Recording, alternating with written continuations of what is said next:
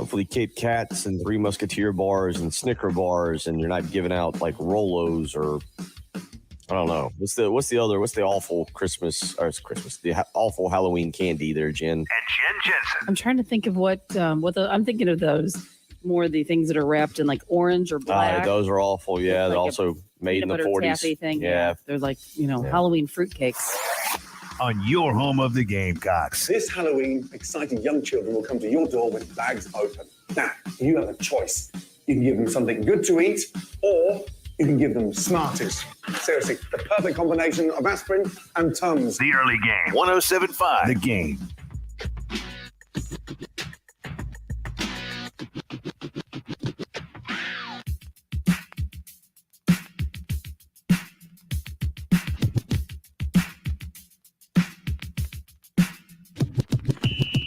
And we're up and we're off, and it's a football Friday. Just like that, you've almost made it through the week. If you're a child and you normally get up bright and early to listen to us, well, then for most of you, I think Lexington School Districts 1 through 4, you're on virtual learning. You've made it through the week, doing the homework and everything from your house this morning in the pajamas. If you're a parent or you're like Jen and I and you actually go into work, well, you've got one more day to go. But good news, we're going to get you up, get you out the door, get you to the office, kind of count down the hours. Should be a really, really fun weekend of sports. If you're a Clemson Tiger, well, sorry about that. But if you're a Clemson Tiger, you got a big basketball game tonight right here in the Midlands against South Carolina. Tomorrow, you have a big football game against Louisville. I'm very intrigued about that game. We'll talk a little bit about that as the morning goes along. If you're a South Carolina Gamecock, well, then you're probably pretty good looking to begin with, and you feel pretty good about yourself each and every day.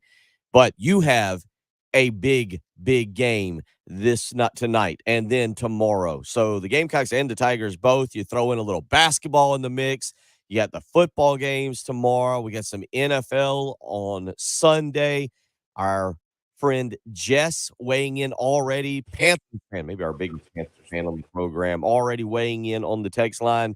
Said, morning, feels good to get a win this morning. Glad to see former Gamecock J.C. Horn get an interception. Offensive line played well. Surprisingly, I'll be there in Charlotte versus Denver, which hopefully should be a win for my Panthers. Go Panthers, go Gamecocks. And Jess predicts Gamecocks beat the Gators 21-17.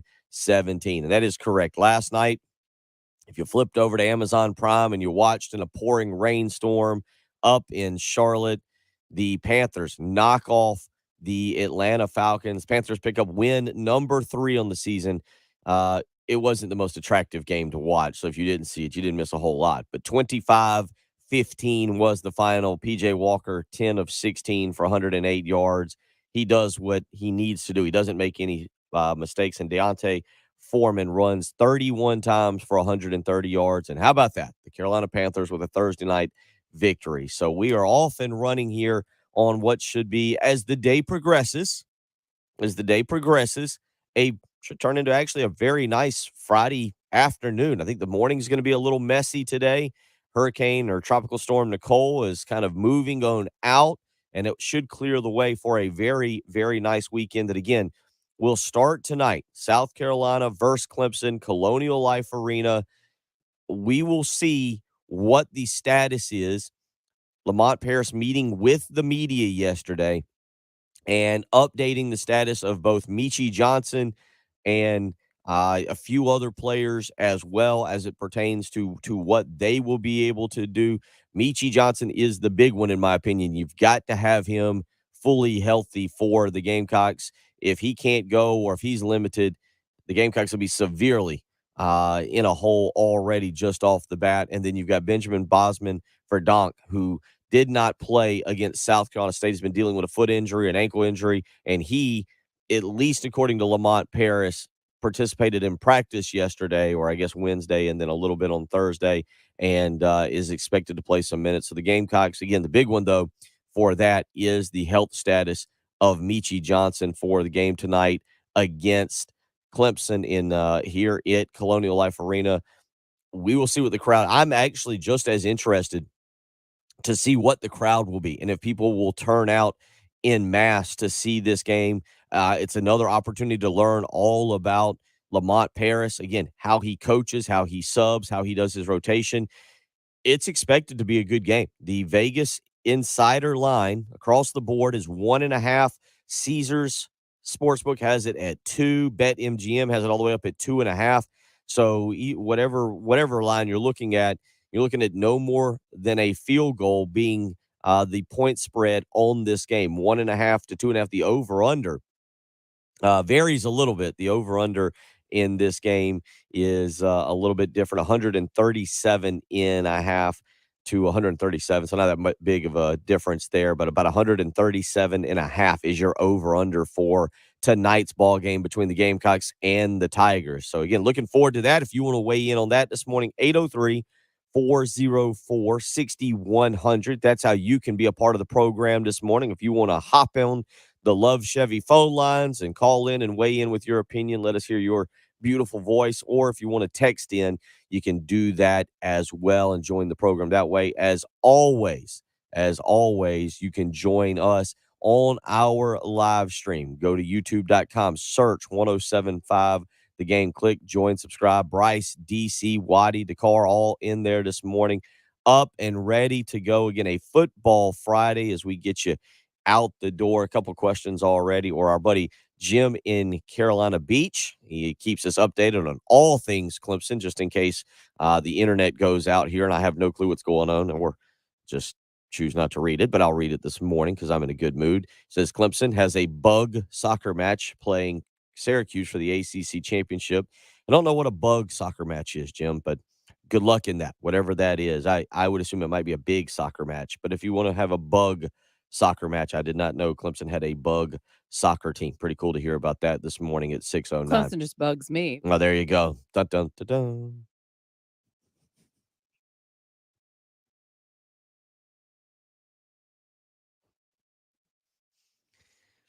We'll just let that one sit there for a minute and marinate with everybody. Good. But just to make them mad. That was good. That was very smooth, Jen. Very, very good cut in, Jennifer. Very good cut in. Richard asks on the live stream, any word on why Javon Benson isn't playing? As far as I can tell, just he's not part of the rotation. No injury or anything like that. Did not no word from Lamont Paris yesterday as to why Javon Benson did not see minutes against South Carolina State. Right now, I would assume just not a part of the rotation a little bit further down the lineup. 803-404-6100. We have more great jokes from Jen Jensen. If you want to join in this morning, I'm sure that she's, kind of like a very good running back. The more she gets into the program, the more she gets going, the better she gets. And by hour number 3, she's in a full-on onslaught on me with just a lot of zingers left and right. Wait till the 4 o'clock hour. The 4 o'clock hour is, yes, when we're... Or the 4 hour. The 4th hour. Yes. 4th hour. The 4th hour, yes. Somebody needs a weekend. Yeah, I have had a rough couple weeks. I'm not going to lie. So I'm playing a little injured, but trying to get back. There you go. That's all right. That's what we all do on this program. We play a little injured each and every day, but we try to get back. Again, 803-404-6100, how you can weigh in. It's Prediction Friday as well. We always want your prediction. South Carolina and Florida, what do you foresee happening? Last night on Carolina Calls, again, I didn't think Shane Beamer would be – I didn't think he would necessarily give us any kind of major insight into the Marshawn Lloyd situation. My personal guess is that he's going to be out. Now, we'll see what happens. This is according to Shane Beamer yesterday. He said Marshawn did practice. We'll see how things go over the next couple of days. It's a thigh bruise, and those things you can feel good in practice, and the next day it's sore and you don't feel good. We still have a couple of days until kickoff, so we'll see where things go with that. Marshawn Lloyd's a big part of this offense, and South Carolina going into Florida, they will need him. So we'll talk a little bit about that this morning as we come along. But again, it's Prediction Friday. If you want to weigh in with your prediction, 803-404-6100. You can text, you can call, you can hop on the live stream and provide it that way. South Carolina and Florida, 4 o'clock tomorrow in the Swamp. Matter of fact, if you want to make it a double prediction Friday, you can do that. Send us a prediction on the basketball game tonight as well as the football games tomorrow for whichever team you may be pulling for. Just an update. We'll pick games later this morning. Louisville still a 7-point underdog on the road at Clemson tomorrow. So the Tigers a touchdown favorite there. And then again, the South Carolina game tomorrow afternoon, 4 o'clock, SEC Network. No major movement throughout the week. It is 8.5 at FanDuel. The rest of them, BetMGM, Caesars, Win, all have it at 8. Over under right now, 59 in most places. So it gives you an idea of where things stand going into the weekend. Let's get our first official prediction of the morning. And from what I understand, a story. It is officially our 15-year anniversary. I was actually supposed to be out at Charwood Golf Club today for the LC Lucas Memorial Golf Tournament, honoring veterans. It's Veterans Day, and we want to certainly honor those. We'll do that throughout the program. But joined now by our favorite prognosticator, Gamecock Larry, to hear a little story about when he started listening to this radio station. And, of course, it wouldn't be a Friday without a prediction. Gamecock Larry, how you feeling this morning? What's on your mind? Feeling a whole lot better than I was feeling yesterday. I want to wish all my fellow veterans have a blessed Veterans Day. And Rude Hog done called me. And he got me all wound up, so I'm going to have to talk slow. You're going to have to just give me about a minute. Okay, 15 years ago, I was pulling security guard out here on the night shift, 11 to 7, and pulling security guard out here at Gaston Copper. I was 73 years old then. Well, I had my radio on, listening for 107.5 to come on, and Benjamin Norton, and I can't think who the others was on there with him. Bob He'd Shields? come on and do what? Bob Shields and Tommy Moody? Oh, yeah, Bob Shields and Tommy Moody. That was it. Anyway, he, come on with all this spiel about 107.5. And old Tommy the Tiger. Tommy the Tiger was one of his first, or he's one of the close first or something called in Tommy the Tiger. I'm Tommy the Tiger. Tiger's this, Tiger's that. Boy, and I kept listening to him, and I said, I think I'm going to call in. So I dialed that number, and then just said, who's calling? And out of nowhere, I said, Gamecock Larry. I said, this is Gamecock Larry, been a Gamecock all my life. And I said, I just changed my name to Gamecock Larry. And he said, well, we're going to have Tommy the Tiger and Gamecock Larry. Look like they're going to be talking a lot in the future. Well, Tommy the Tiger didn't know it, but he wasn't Tommy the Tiger when we were out there playing sandlot football, sandlot baseball, and all that. He wasn't Tommy the Tiger back then. Oh, Tommy the Tiger was Steve Wadiak. Yes, sir. He was my cousin, and that's who old Tommy the Tiger was. Anyway, we had a lot of talks through the years, but that's how Gamecock Larry. They've been calling me Gamecock Larry ever since, but that's how it started. Now let's get this prediction tomorrow. And you say 8.5 points. Well, I'm gonna tell you something. I think Florida's gonna need a few points. Gamecock's gonna win this game 34-31. And this old big quarterback they got, he gonna be sacked about 4 times. They don't give up many sacks, but we're gonna get him about 4 times tomorrow. And we're gonna get him 4 times sacks, and we're gonna get a couple interceptions. They're going to win this game 34-31, and I can't wait until next Saturday night when Tennessee Mike and the Balls and old H&H, Apple and Hooker, come to Carolina. Boy, your body's going to be shaking and rocking, the lights going to be flicking on and off, and I'm going to tell you the score later, but I ain't going to tell you now.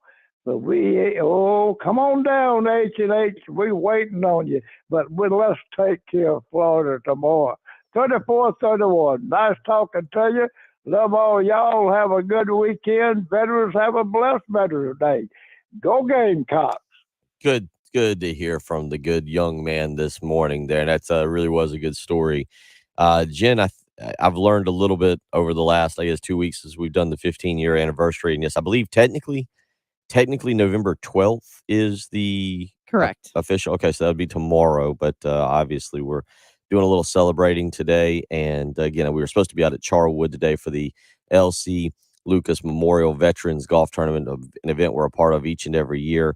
It actually has been pushed back. I will do it. I'll be out there next Friday with much better weather, and we'll get the Tennessee weekend kicked off properly with a little golf on a Friday morning. But this week, we got to get ready for the Florida Gators. Not only for the Florida Gators, you got to get ready for the Clemson Tigers. The Tigers and Brad Burnell in town tonight. South Carolina, Clemson, Colonial Life Arena, 7 o'clock is tip-off. We'll get to that and more of your phone calls, predictions, and everything else this morning. You're listening to Bill Gunner, Jen Jensen. It's the early game on 107.5 The Game. Here's what's coming up on the next Extra Point. But the number one thing you're afraid of in this game is Anthony Richardson running it. You don't feel that bad about Florida's running backs running it, although they are good.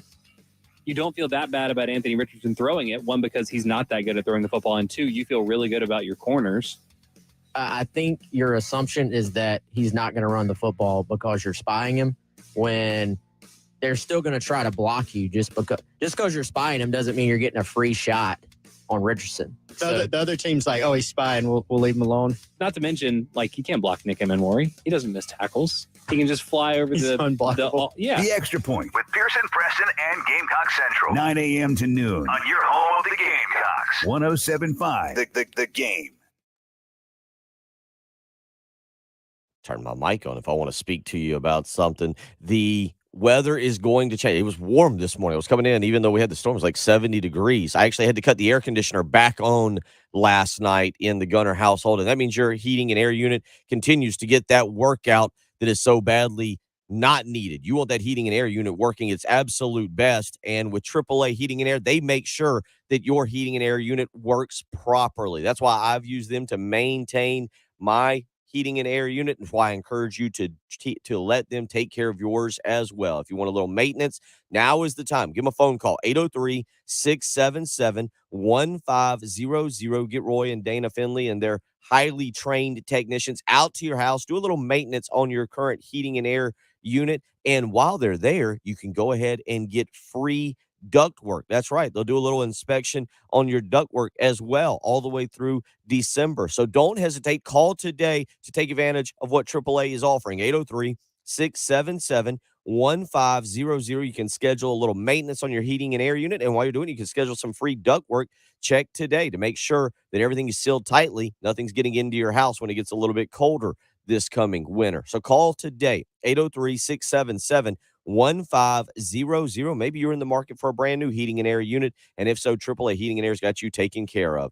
$1,500 rebate to buy back your old unit, a 15-year parts and labor warranty, and how about this? Everybody is guaranteed financing, not just those of you with the great credit. Everybody guaranteed financing. Call AAA Heating and Air today, 803-677-1500. Call AAA Heating and Air. Tell them Bill Gunner sent you. This is Boomer Science with the CBS Sports Minute. Atlanta and Carolina last night played on Amazon in conditions that resembled the real Amazon. With the outer bands of Tropical Storm Nicole dumping rain on Charlotte, the Panthers upset the Falcons last night 25-15. Now Marcus Mariota.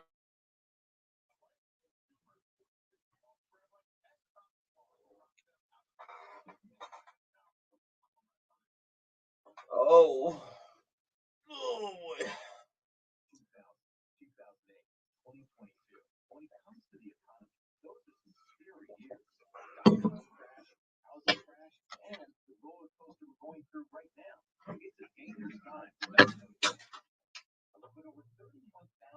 That was smooth. Drop the headset.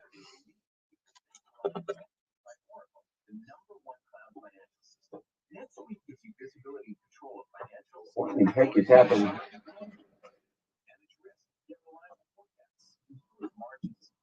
you need all in one place. So, how do you prepare for uncertain times? The answer, NetSuite. NetSuite helps you identify rising costs, automate your business processes, and easily see where to save money. That's why 93% of customers say they improved their visibility and control when they upgraded to NetSuite. What are you waiting for? NetSuite is offering a one-of-a-kind flexible financing program. Head to netsuite.com Sponsored by F&America Careers. Are you ready to join a high caliber team? F&America is always looking for the best talent to design and build the most innovative firearms. For once, the heat in here finally came on without me having to turn it on. That's a first. For the whole team. The whole team knows not just the house you're living at, they also know the surrounding area, school district, churches, grocery stores, infrastructure, with community growth in the Midlands, things of that nature. Morning. Got Patrick coming up here in just a little while. Happy Veterans Day. Good morning, LeVar. Well, during that segment, like the air kicked on, and it was chilly, and then the heat is kicked on, and now it feels kind of like muggy in here. It's a weird climate.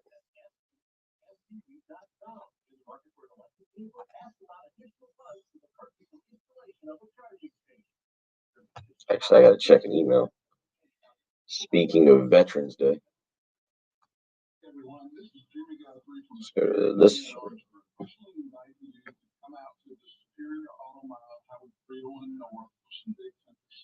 Everyone knows that out in the country, everything costs less, land costs less, house less, and the Kia in Orangeburg, new Kias cost less. But don't take my word for it. Go to SuperiorMotorsKia.com and see for yourself. Don't forget to click to unlock the deal of the day. Most importantly, at Superior Kia, we don't go to the big city auctions to buy cars. We'd rather buy local trade-ins from local people like you. That's why we price our new Kias so low. It's a win-win for everyone. We get a great deal on a new Kia, and we get our hands on a quality pre-owned trade-in. So if you want the best car, best price, with the best experience, come out to the Superior Auto Mall, Highway 301 North, for some big country savings. Remember, that's SuperiorMotorsKia.com, located on the Superior Auto Mall, Highway 301 North in Orangeburg. This could be the best Christmas ever. Hi, I'm Travis McNeil. At Oliver Gospel Mission, we are transforming lives at our men's center and our women's and children's center. Your donations make a daily impact as we provide life skills, jobs, new houses. You can spread hope and joy this holiday season by donating $35 today at olivergospel.org. Let's celebrate Christ this Christmas.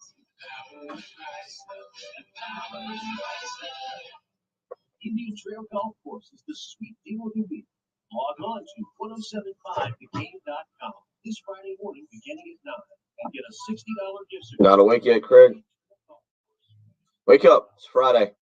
Get yourself up. Keep going.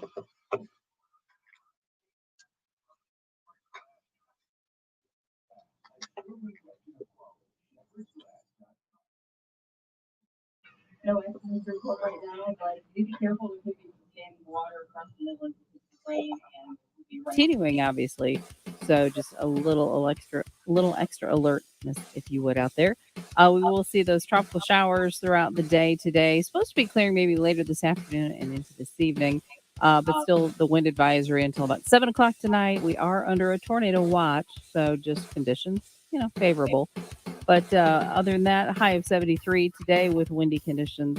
76 for tomorrow, partly cloudy, and then it cools down a little bit for Sunday. And we're looking for a high of only 60. But right now, a little bit of light rain out there. It is breezy, 73 at 107.5 The Game. Broadcasting live from the Herndon Chevrolet Studios. This is 107.5 The Game. Stop by, shop online today, and see why Herndon Chevrolet makes you smile. The early game. With Bill Gunter and Chin Chin. Your home of the Gamecocks. The early game. 107.5 The Game.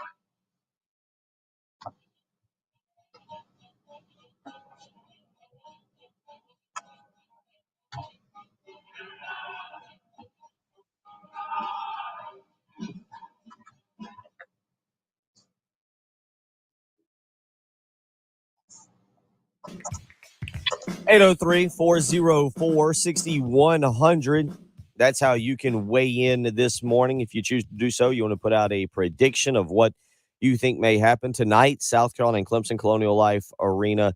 Again, yesterday, Lamont Paris speaking with the media and updating the injury situation. Well, South Carolina right now, honestly, I feel like I'm having to update a whole bunch of injury situations, whether it's football and or basketball. But Lamont Paris updating the injury situation yesterday for South Carolina as it pertains to Michie Johnson, who is the guy that South Carolina has to have play.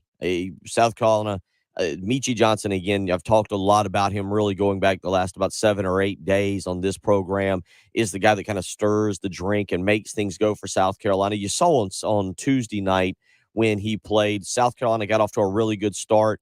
Johnson's speed, the quickness, and most importantly, and I don't know if I always need this in a point guard, but his ability to score. He is a true threat to knock down a three-pointer, to get to the rim. He's not just a pass first point guard. Michie Johnson is a guy that Lamont Paris, we all talk about GG Jackson and whether or not he's a one and done and maybe what the future is for him. Quite frankly, you look at this team and you look at a guy like Daniel Hankins Sanford, you look at a guy like Zachary Davis, the two of the freshmen there for the Gamecocks. And then you look at a guy like Michie Johnson, who is listed as a junior and has a little bit more time left, and definitely is not a guy that should be considering just. I don't think there's anything there that really suggests that he would be going professional. And I've never asked this as it pertains to basketball, but I'm thinking 2020 and 2021 might have gotten a free year of eligibility there, and might actually just be a sophomore. I'll have to do a little research on that to see as we move through the season, because Johnson's a guy that, man, you look at, and I don't know what's going to happen with Jackson moving forward. Maybe he has this monstrous year that we all expect, and he is a top 10, top 15 draft pick and goes off into the NBA. But Michie Johnson's a guy that could stick around, and you could pair with Daniel Hankins Sanford and with Zachary Davis moving forward, see who else you get there through the transfer portal next year. And all of a sudden, South Carolina maybe ahead of the curve in terms of trying to get this thing back above 500 in the SEC. And of course, we'll see that they're not below 500 right now. So, but it is just a thought. But his health, very, very important tonight for being able to play the point guard position, being able to create another score on the floor. And then you look forward to seeing Jackson tonight, an ACC opponent. This is obviously a massive step up in competition for him, going from high school to Mars Hill to South Carolina State. And now you get another big step for him. And it's going to be very interesting to see tonight how he handles that moment. And then along with those two, Johnson, Jackson, you look at Lamont Paris and his first time in this rivalry game, a series that Clemson has really been very dominant in over the past several years. Can Lamont Paris push the right buttons tonight, make a few changes, in-game changes to be able to win this basketball game? I think talent-wise, Clemson just slightly better, but not drastically better than South Carolina. It's a game that does come down to the coaches and a little bit of X's and O's. And as things are developing within the game, what timeouts do you use? What play calls underneath the basket when you've got the ball and a chance to steal some points there, draw up a play and get an easy look? The X's and O's tonight, I think, is going to be very interesting for me as we learn a little bit more about Lamont Paris, because as I said yesterday, I don't know if Brad Brunell is always working with the most talented basketball team, but I do think Brad Brunell is a very good X's and O's coach. I think he knows how to put guys in a position to be successful, and you've seen that in the past.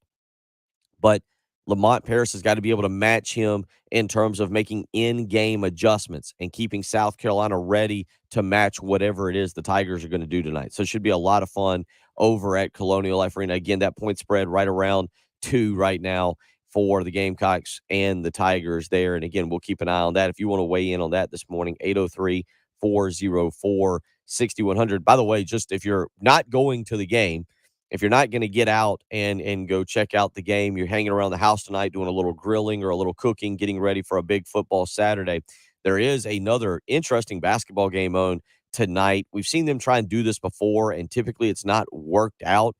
But you've got Michigan State and Gonzaga tonight. Our good friend Scott, who is the huge Sparty fan, Michigan State and Gonzaga, and they're going to play on the USS Abraham Lincoln out in San Diego, California tonight. So they'll play out on the what do you call it, Jen? Where all the planes land, the deck? Aircraft carrier? Well, it's an aircraft carrier. What do you just call it, the deck, I guess? It's yeah, Yeah. that'd be pretty neat.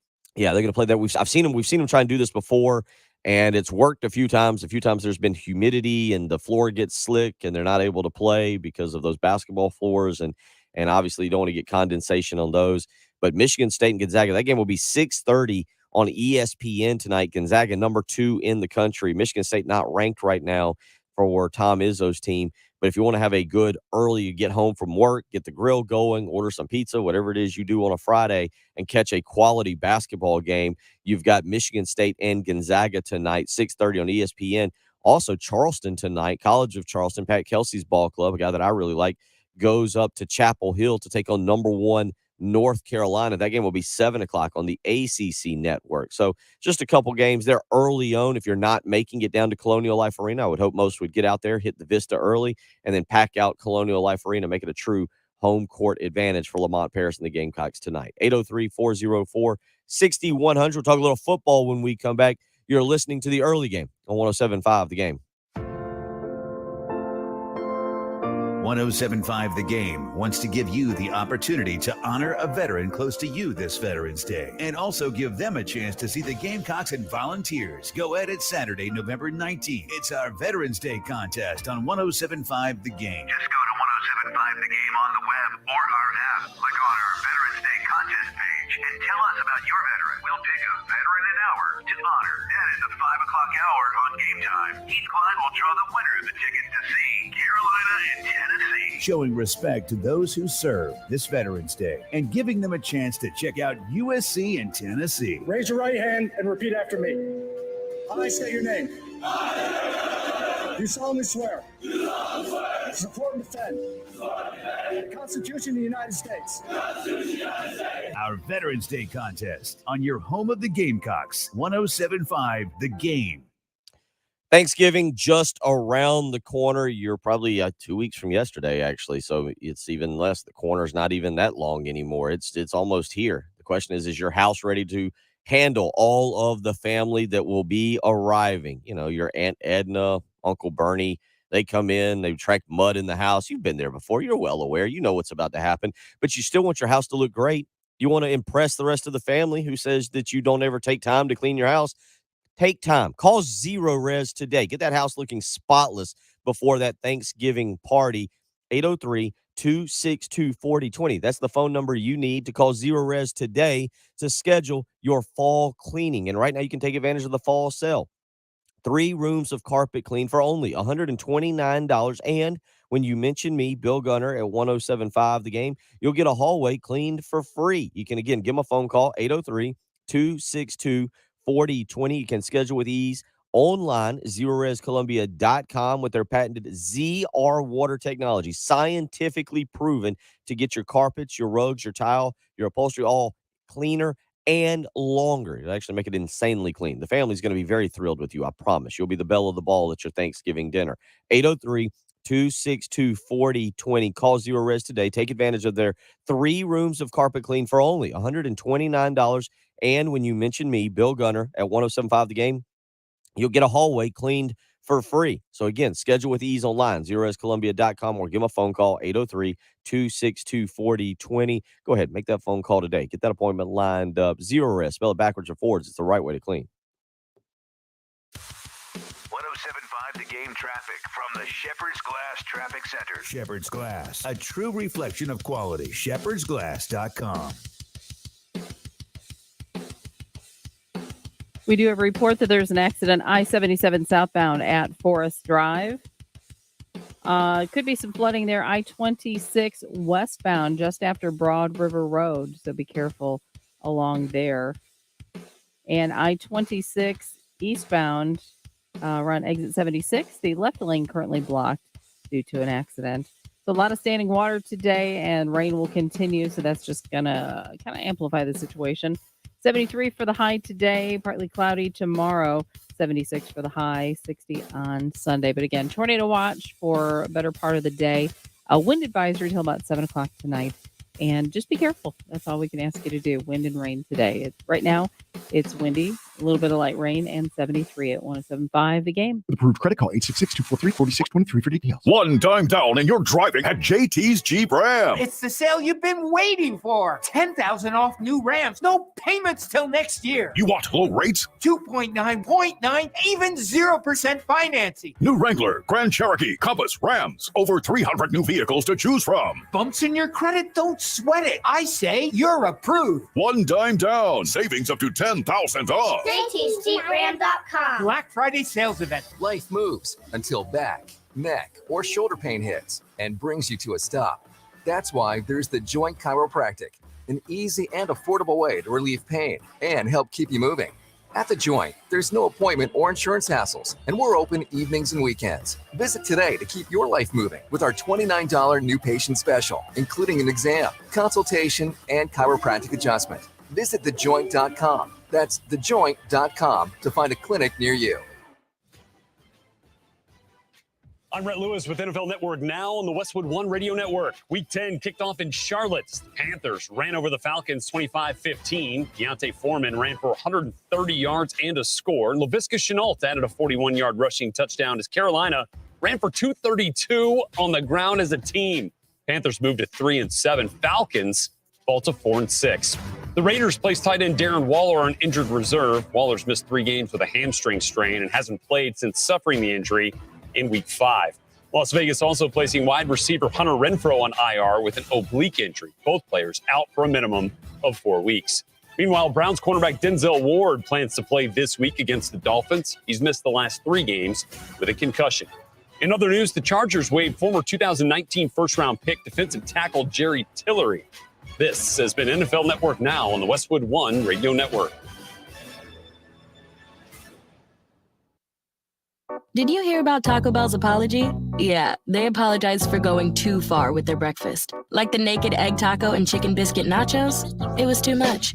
All you need in the morning is tasty, simple food. Like the breakfast crunch wrap. Fluffy eggs, melty cheese, sausage, crispy hash browns, wrapped in a warm tortilla. Or, as some call it, a breakfast crunch thing. Grab one today, only at Taco Bell. At participating U.S. Taco Bell stores during breakfast hours only until 11 a.m. While supplies last. Contact local store for hours and participation, which vary. For all your printing needs this holiday, Staples has you covered. I need custom printed holiday cards for my one-of-a-kind business. Staples has you covered. It's beginning to look a lot like I need custom party invites. Fast. I need cards for everyone who gave me a hand this year without spending an arm and a leg. Staples has you covered with personalized holiday cards and invites. And now save 40% on custom holiday cards and invitations. For everything you need printed, go to Staples, the working and learning store. In-store and online, ends 12/17. Exclusions and restrictions apply. What we're talking about on 107.5 The Game. Sponsored by Love Chevrolet.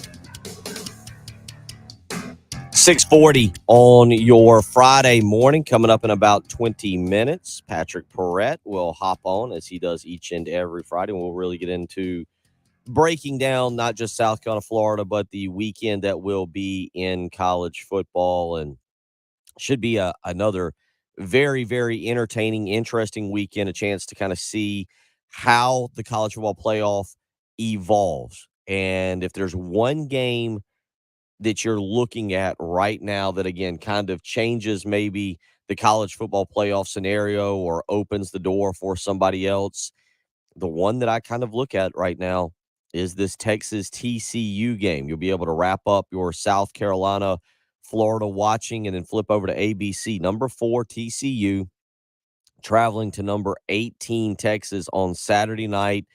And, you know, depending on what kind of stock you put into, well, Vegas knows something or Vegas is aware of something, the Longhorns are a 7-point favorite in that ball game. TCU, of course, number 4 in the most recent college football playoff rankings, and that's not a team that can suffer a loss and work their way into the college football playoff. Oregon, maybe so, because that loss again was in Atlanta to Georgia on opening weekend, and we see what Georgia's doing to teams. Tennessee is this team that can suffer a loss and maybe find their way into the college football playoff.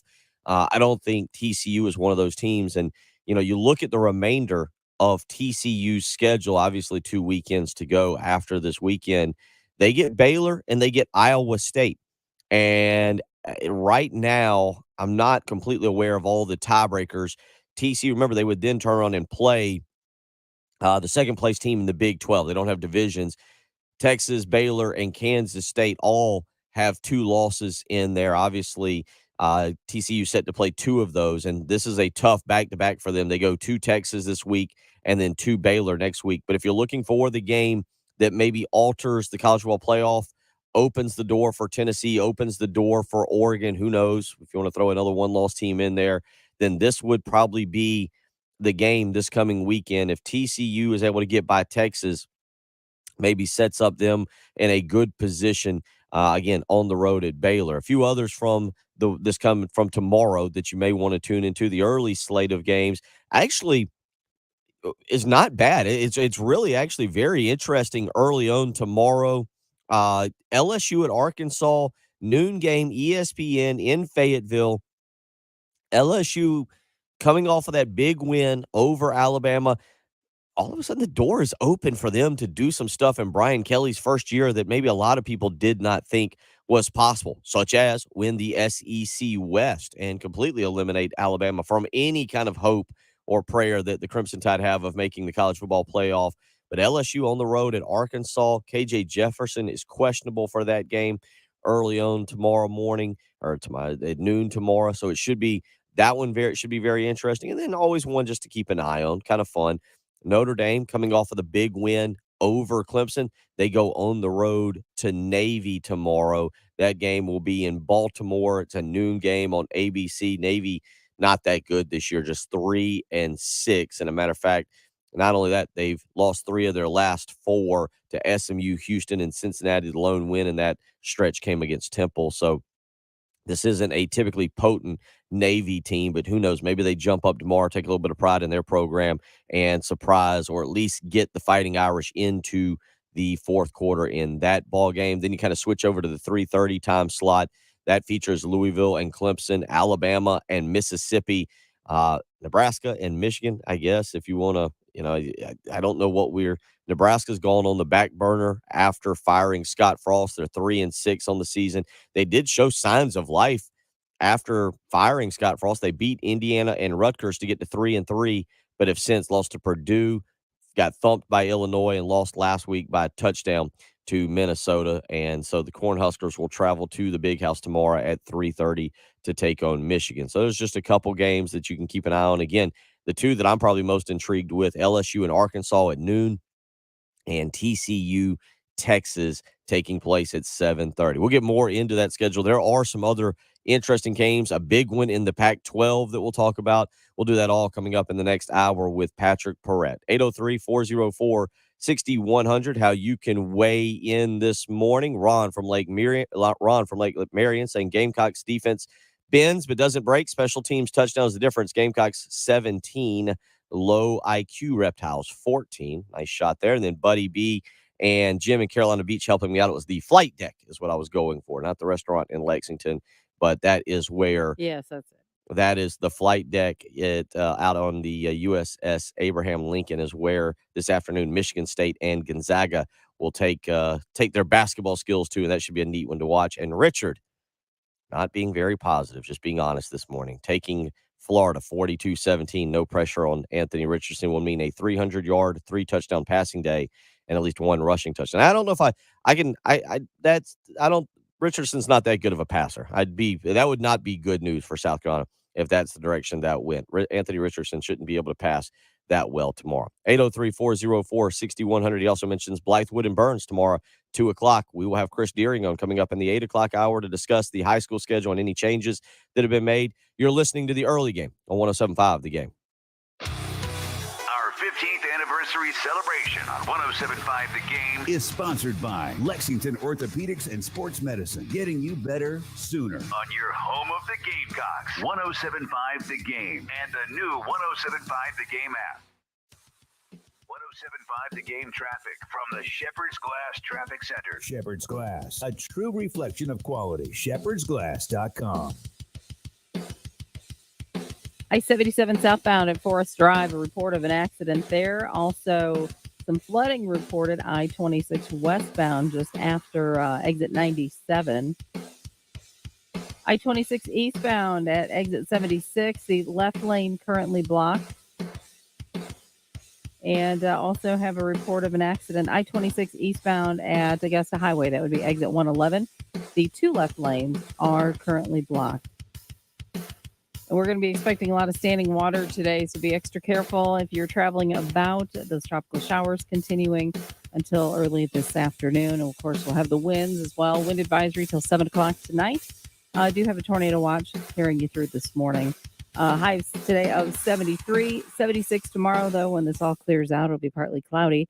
And then Sunday, a little bit cooler, 60 for the high. Right now, though, a little bit of light rain and wind, and it is 74 at 107.5 The Game. The OGs of 107.5 The Game. Jay Phillips, Heath Klein, and Tommy Moody. Sharing their memories of 107.5 The Game and celebrating our 15th. And now I think the air's back up. Good grief. The whole climate in here this morning.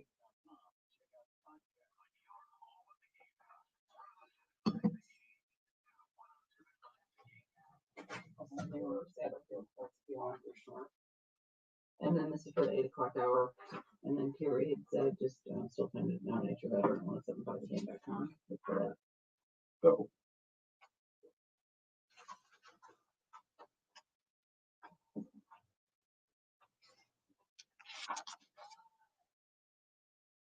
Sponsored by the Blue Cross and Blue Shield Federal Employee Program. At the Blue Cross and Blue Shield Federal Employee Program, they cover more federal employees, retirees, and their families than any other health plan. Now it's time to see what they can do for you. Learn more about healthy benefits. Dan. Dan performed. That's the other. Period.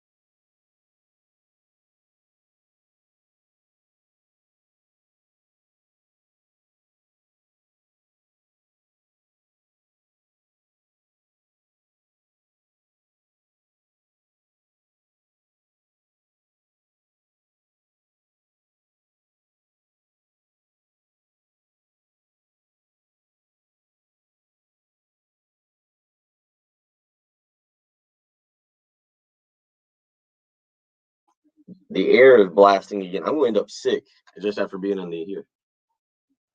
Like the air came on in the first segment. The heat jacked it up to 74, 73, 74, and now the air is back on.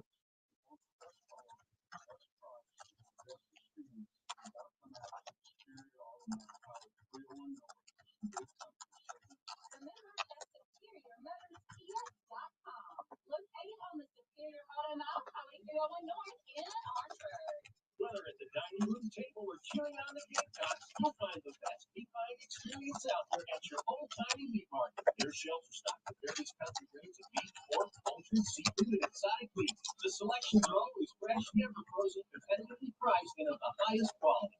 Get all you need at old-timey meat market. St. Andrews, South Congaree, and Lexington. Old-timey meat market, quality selection.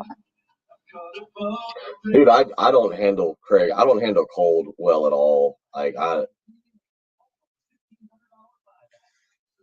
Not at all. Like, I think that's a serious, as I get older, kind of thing. I can handle heat. I went and sat in the sauna yesterday. I would much rather it be 115 in the summer than what it is than cold in the winter. That's the first real thing I've noticed about getting older. Like, yeah, I don't do cold anymore. Oh, hold on, Jen. I got this thing muted up here, I guess. I had it muted too. I was just saying you're not that old. I'm not. I'm really not. No. So don't I'm blame a it on very age. mature 40-year-old, very young 40.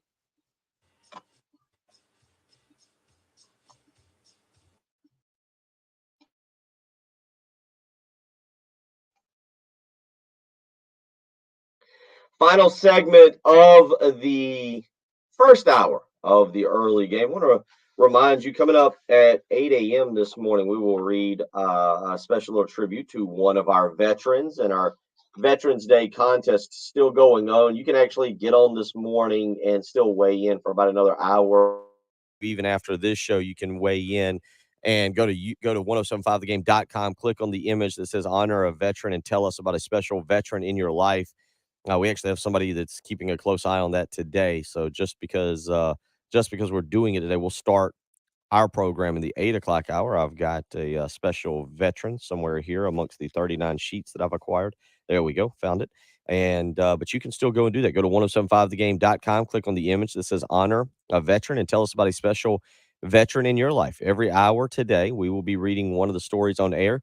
That veteran will also be qualified to win a pair of tickets to the Tennessee game, plus a parking pass. And then later today at 5 o'clock, during game time with Heath Klein, Heath will randomly draw a winner from all the qualifiers. So go ahead and if you've still got time, if you got a chance this morning, go on 1075thegame.com, click on the image that says honor a veteran, and tell us about a special veteran in your life. I've got our veteran that we'll start with in the 8 o'clock hour right here in front of me. So look forward to that. He was a Purple Heart recipient. How about that? So we will read about him coming up in the 8 a.m. hour. 803-404-6100 will also get you some Marcus Satterfield sound coming up in hour number 2. Jaheim Bell, I think, will likely be the running back tomorrow in Gainesville.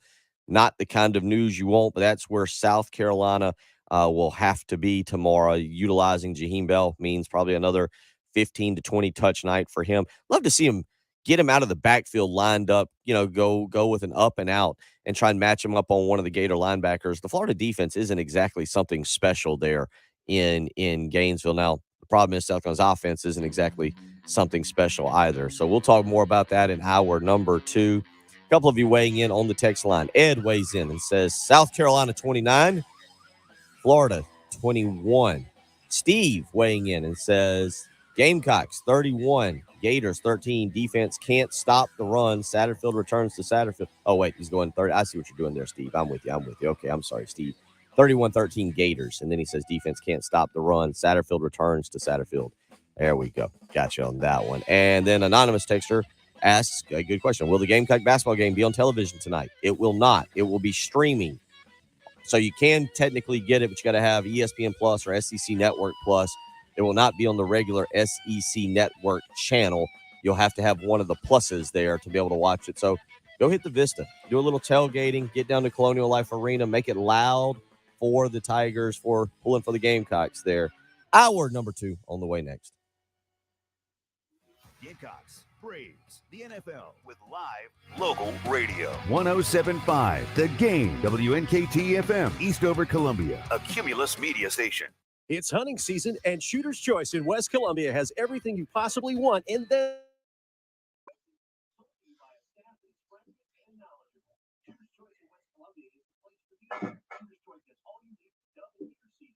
Oh.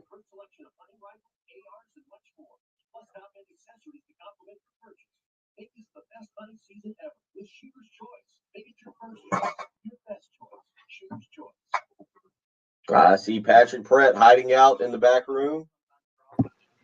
Yeah, haircut. Yeah, I did. I did before the wedding a couple weeks ago, but you couldn't see because I was in a dungeon. So you is that a Bruno Mars on your right shoulder there? Yeah, my girlfriend's a huge Bruno fan.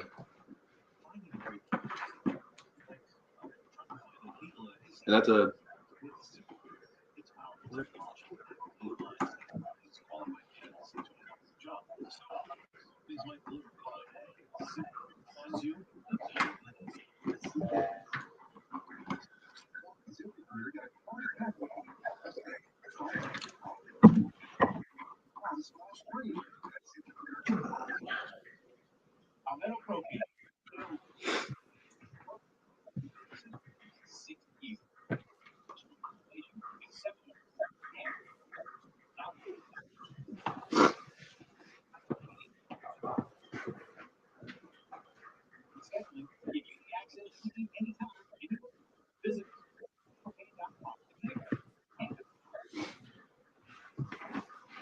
It's November at Galliana Chrysler Jeep on Greystone.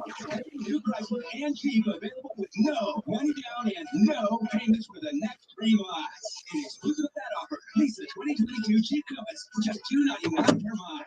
Walk in. Now, where were you at last weekend? Are you here? People, or you? Because you didn't hop on the live stream with us last weekend. Yeah, my living room is filled with people. It would have been weird. What was the decision? What did you end up doing? We didn't go to the game. We didn't go to the game. A good decision. Yeah, it was a good decision. We went. I was kind of annoyed because all everybody wanted to do was go out of Broadway, and I was like, no, I don't want to Uber to Broadway and pay $8 for a beer for 3 days straight. But Thursday night we went to a concert. Friday we hung out on Broadway. Saturday, more of the same. Were the CMAs in Nashville this week? Yeah. So how is it up there for the CMAs? Is it like a huge party on Broadway? Or? No, I mean, like our apartment building did some stuff. Like they had a viewing party, and like you'll see places post about viewing parties, but I really didn't. I don't think I would have noticed it. I don't know what the deal is. One of them is moving to Austin. Something about there's going to be like a music festival. I think is in Austin every year. There's a CMT Music Awards or something like that. It's moving that to Nashville for the first time ever next year. All right.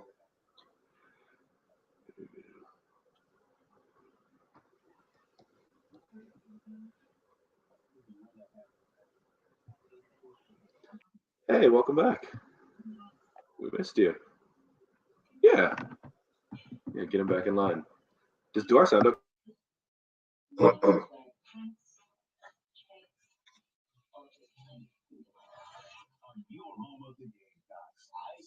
say we have a throwback. Knickers for all. Again. That's just my suggestion. I'm going to push the throwback.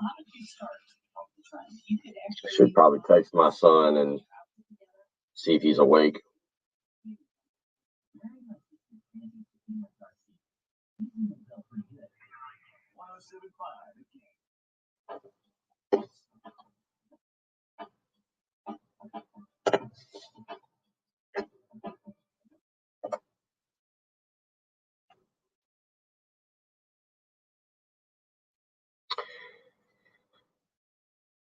Hour number 2 of the early game, and it's Friday, and you know what that means. We're joined and only Patrick Perret, who has survived.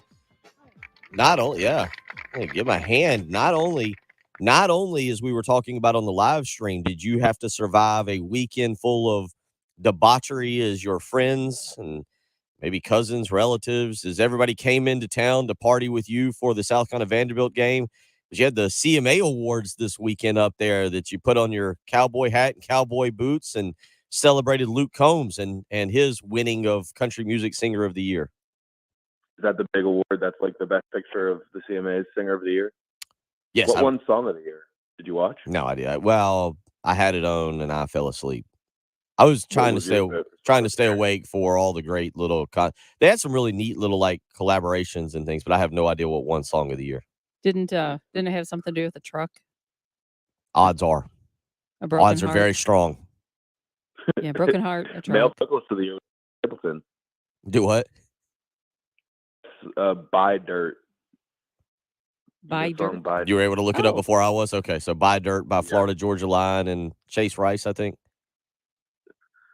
Yeah. No, that's Jordan Davis, and I'm thinking of sitting around talking. Jacob Davis. Jacob, sorry. Josh Drink. All right, there's your country music. No, there's Jordan Davis and Jacob Davis. I guess they're brothers. That's right. There you go. There's your country music segment of the week, brought to you by people who aren't really aware of what's happening in the country music industry. Patrick, you were in Nashville. Good Gamecock contingent goes up there in South Carolina. Yeah. They become bowl eligible. It was an odd game. South Carolina's offense explodes in the first half. The defense couldn't stop anything that was running the football. But at the end of the day, 38-27, South Carolina doesn't just win. They cover the spread. They become bowl eligible. And, I've talked about it all week, and you've been around here. You're familiar with the program. You're familiar with what happened during the Will Muschamp era and last year with Shane Beamer. I've talked about, hey, the importance of just becoming bowl eligible. There will be, hopefully, there's a time in the very near future, Patrick, that being bowl eligible is not celebrated, that we move past that. But I think at least for one more year, getting bowl eligible and going somewhere is something that is pretty important. Yeah, I was going back and forth after Shane Beamer's comments of basically being like, "Come on, guys, stop being so salty about this. Like we're going to a bowl. This is a good thing. Trust me."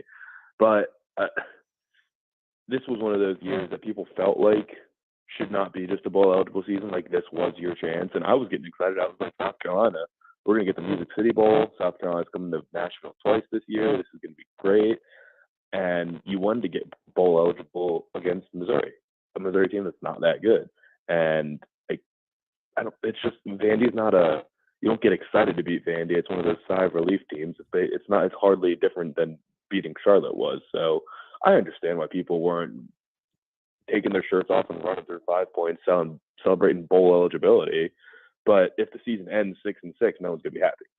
I mean, we got to this point. We beat A&M. A&M's not going bowling. I'm just thinking off the top of my head real quick, how many teams does South Carolina beat that are going bowling? Kentucky should go bowling. A&M will not be going bowling. I mean, if you win this weekend, it's look, Patrick, the SEC is a whole. If you win this weekend, that's good. 7's good. If you beat Florida in the Swamp, I think that cancels out Missouri right there. Yeah, I think people would trade that. Well, you and I talked about it, I think, a little bit last week as South Carolina sitting at 5-3. And I understand the sentiment. I get it.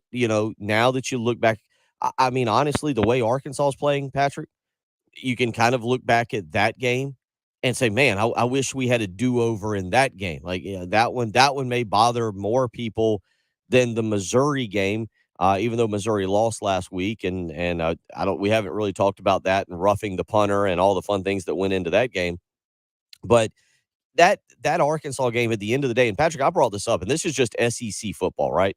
Sam Pittman was getting all that love in July, especially at SEC Media Day, and I was over there, and we were all talking and cutting up, and really liked Sam Pittman. All shucks, let's drink beer, and I got a hog out in my yard, and I'm telling people to stay off of it when they see it on the lake. And, he was just play the jukebox. And they get to number 10 in the country, and everybody goes, man, look at the job Sam Pittman did. I mean, remember, we're sitting there, and people that the week of the Arkansas game were going, oh, look at what Sam Pittman's done. Why can't Shane Beamer do more of that? Why can't he be more of that? Well, now Arkansas getting bowl eligible, Patrick, if you looked at the rest of their schedule, it's here we are. They were number 10 in the country after beating South Carolina. And now you look at the remainder of Arkansas' schedule, and it starts with a game that I mentioned in the previous segment this weekend against LSU. And if Arkansas is going to need a little bit of work here to become bowl eligible. And so all that momentum, all that excitement, Arkansas is 5-4 on the season with LSU, Mississippi, and Missouri remaining on the schedule. It's not unheard of that they could drop all that game against Missouri is in Columbia, Missouri, and that'll be the Friday after Thanksgiving. It's not inconceivable they finish 5-7. Now, also, do I think Arkansas could win out and finish 8-4? Yes. Arkansas and Florida really are about in the same boat because the Gators are 5-4, and it's not inconceivable that Florida. I think Florida could end up finishing 5 or 6-6. I think they got Vanderbilt next week before playing Florida State. But it's interesting for team, and you just mentioned South Carolina. South Carolina's kind of in the same boat. I could see South Carolina winning this weekend. I don't think they'd win either. They'll be heavy underdogs in the next two after that. But you look at the teams like Arkansas, Florida, South Carolina. These next 3 games could give a lot of momentum going to a bowl and then into the offseason. Yeah, so for Arkansas, they've also had the excuse of being one of the most injured teams. They've maybe been the most banged up team in the conference this year. They've been super unlucky. South Carolina hasn't had that problem. I think the biggest loss is Jordan Strawn early and a couple guys here. Well, Mo Caba's a pretty big loss. Yeah. I mean, the linebacker group is, yeah. If Lloyd can't go this weekend, that's not a good thing. And I think things seem like he's not going to go tomorrow, but I haven't seen officially that he's out. But that's why South Carolina fans you can't be too down the dumps and say, I wanted to get to bowl eligibility by Missouri. Getting bowl eligible from Vandy doesn't mean anything. You do have to win. And you have to win at least one game, I would say. It's too much. I think it's probably a little too aggressive to be like, you need to go 2 out of 3 for the rest of the year for the fan base to be happy. But it's just, that's the way the schedule goes. It's just, we knew looking at it, not before the season because we didn't know Tennessee would be this good, but by the mid-season point, looking at this thing saying we've got to end with Tennessee Clemson, that's not going to be easy. So you just got to know when it's too easy, it's too early to judge the season, I would say, and most people say if you don't win enough the rest of the year, no one's going to be happy going to, I don't know, where do you end if you're 6-6 in Birmingham? That goes back to what we just talked about, the potential for the SEC to not have as many bowl eligible teams as we initially thought that they would be. We'll talk about that. We'll get into that a little bit with you. We will look ahead to this Florida game. Anthony Richardson's a guy that you and I talked about a good bit at the beginning of the season, and then certainly after Florida was able to knock off Utah. So we'll get into that. Also, just for the record, Patrick, I was going back and looking. No, I've got our games to pick that we'll pick in the next hour, but we're closing in on our over-unders for the season. Florida, by the way, was 7.5 over-under on the season. We both took the under on them. And so going back to that Anthony Richardson conversation, South Carolina was 6.5. We both took the over on South Carolina. So this weekend could go a long way to deciding one of these over-unders that we've got. We'll talk a little bit about those. We'll get into the weekend that we'll be in college football, get your take on some things running. Also, we'll get your take on Georgia, Tennessee from last week and Arkansas, LSU. There's a lot to do. Georgia, Tennessee from last weekend. So a lot to get to this morning. We want to certainly have plenty of time to do that. We'll make some picks as well. You're listening to Patrick Perret, Bill Gunner, Jen Jensen. It's the early game on 107.5 The Game. Here's what's coming up on the next Extra Point. But the number one thing you're afraid of in this game is Anthony Richardson running it. You don't feel that bad about Florida's running backs running it, although they are good. You don't feel that bad about Anthony Richardson throwing it, one, because he's not that good at throwing the football, and two, you feel really good about your corners. I think your assumption is that he's not going to run the football because you're spying him, when they're still going to try to block you just because you're spying. I don't know if this is normal for a small room, but I've gone from 68 degrees to 74 degrees back to 71 right now in this room. Like,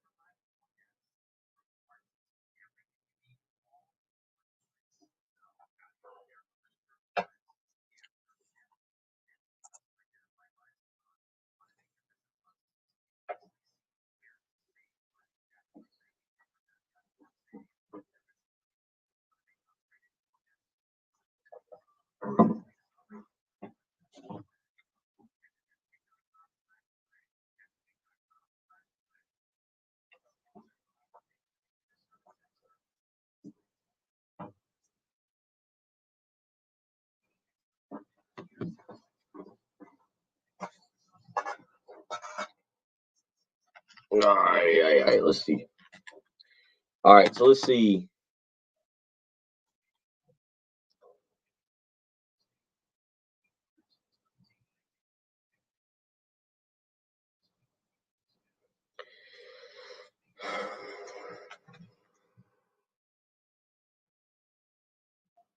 So, Patrick, I'm pretty sure you're going to hit the under in Oklahoma. All right, now I turn the mic on. Hi, Miss Sharon. Hey. How you doing? Good. How are you? Good. Miss you. So awesome. I know. We miss him in here. That we do. Bill? That's little Bill. Yeah, that's me. I'm just right here. Kind of ducked down. Hey, Patrick. I am doing well. I'm watching you. I'm watching y'all today. Oh, nice. You're learning a lot then. She must be bored. Yeah. Has I to know be she's it, bored. Right?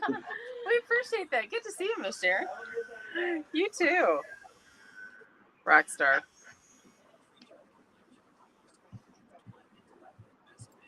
How fun.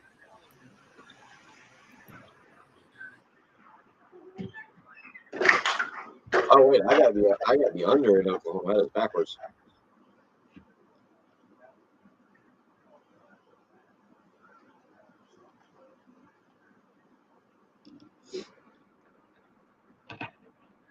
Texas has got 6 wins. What were we playing? What were we doing with them?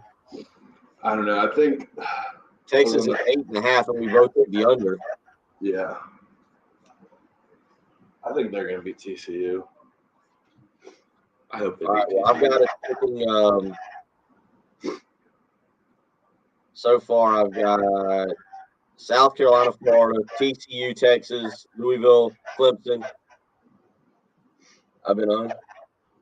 Excellent. Yeah, your mic is on. Sorry. It happens to the best of us.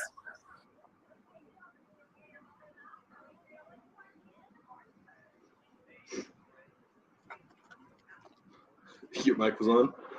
Yeah. People did people text? Yeah.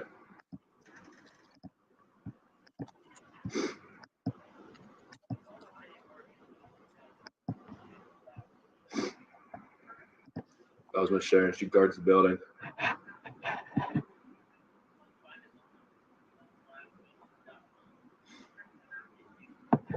The friendly face everyone sees when they walk in.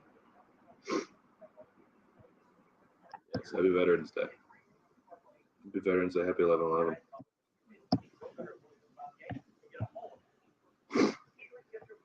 All right, so South Carolina, Clemson,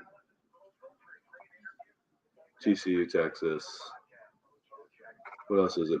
Bama, Ole Miss. What did I? Let me go back. What did I just say? You said 3. LSU, Arkansas, Bama, Ole Miss. No, I got Alabama, Ole Miss. I think I was going to do LSU, Arkansas. I didn't get it down yesterday in time. I was trying to be real prepared.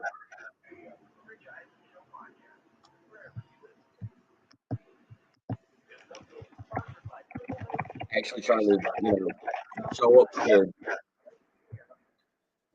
Are we picking Alabama, Ole Miss? Yeah, 11.5.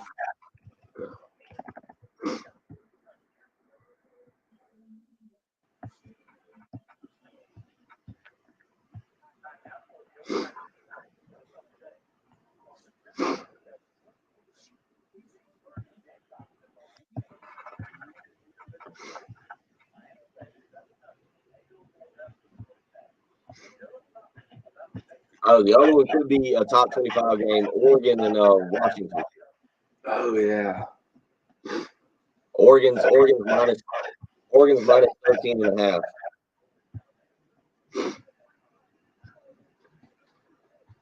Who's a Heisman voter at our state? Is it just Jay? Jay has a Heisman vote? I thought so. I don't know.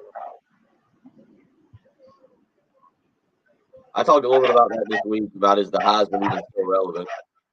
It's not.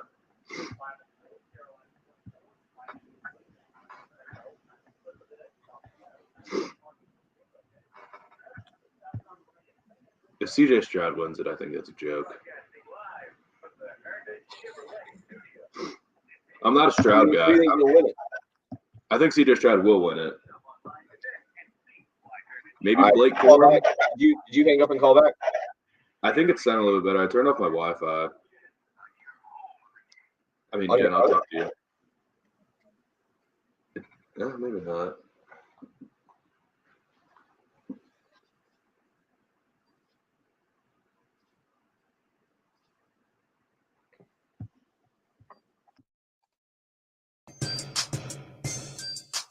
Rolling along. Forget to turn my mic off when we go to commercial. Forget to turn it on when we come back. A very professional organization we have here. Rolling along on a Friday morning. Bill Gunner, Patrick Perret, as we carry you through. Looking ahead to the weekend games that we have here. Last weekend was incredible, Patrick. I mean, last weekend was absolutely incredible. We cut up about it with you on Friday about Alabama and LSU, Georgia and Tennessee. There were so many good games last weekend that you could kind of get involved with. There were others as well. Clemson, Notre Dame, obviously, was ones that we looked at just as games that we were very excited about. This weekend maybe isn't as heavy hitting, but there's some really good ones. We'll get to those, but let's go back real quick. Georgia, defensively, no problem. And now you get the talking heads, the hot take, the people who want to yell into a mic and try and convince you of something that may or may not be true. You get the people who now say Georgia is the new Alabama. Alabama has 2 losses, and Georgia's just throttling everything in its path. They don't give up a touchdown against Tennessee until late in the game. They hold Tennessee. They hold Tennessee all without scoring until the final, or scoring a touchdown until the final 4 minutes. They don't give up 300 yards. Just an incredible defensive performance. All right, is Georgia the new Alabama, or do you want to be one of those people who just now proclaims that Alabama stinks and that they'll never recover and Nick Saban's past his prime and Kirby Smart is the new king of college football? Kirby Smart is the new king of college football right now. Georgia is the new Alabama at this moment. I don't think it's going to be like that forever, but Georgia's undoubtedly the best team in the country. I think they're going to walk to another national championship this year. And Alabama does not have good coaching right now. Alabama's winning games because of Bryce Young, and that's pretty much it right now. Bryce Young and Jahmyr Gibbs are that entire team, and Georgia is ridiculously deep. They had their first touchdown, I think, not their first touchdown. They had their longest play of a year to a wide receiver this year. Arian Smith done nothing all season, but Brock Bowers is the best receiver in the country if you count him as that. They can run over everybody. Like, Georgia is just that good right now, and Alabama has serious holes.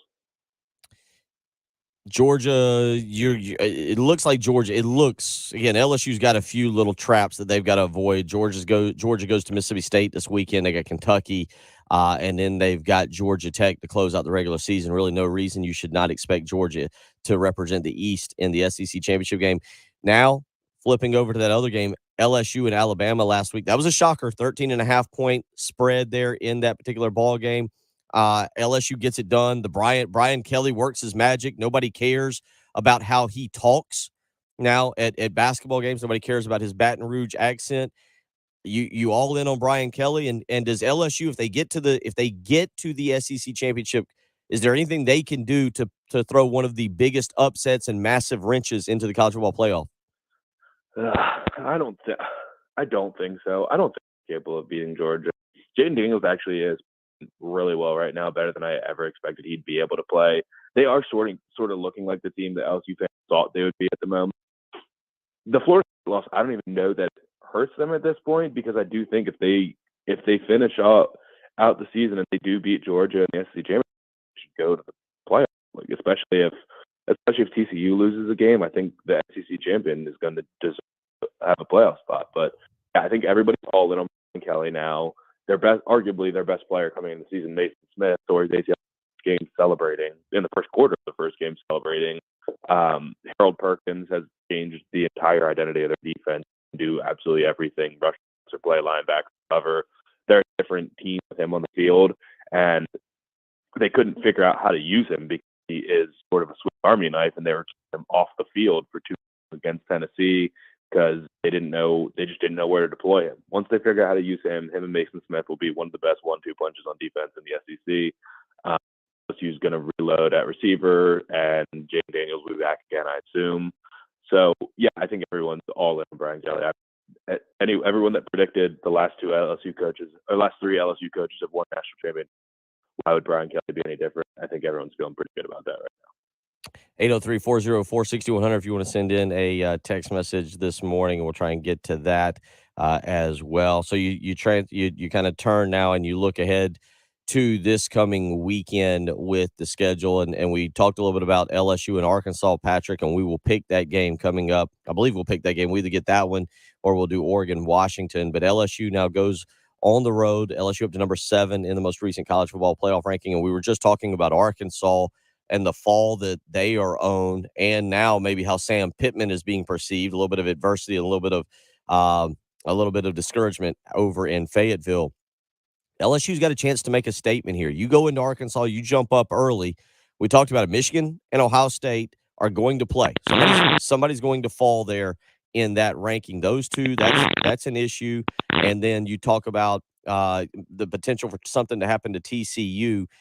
It's going to be interesting to see what happens. But LSU with a chance to move even further up. Where are you going? What do you like about this game? Well, if we decide to pick it, don't pick it right yet.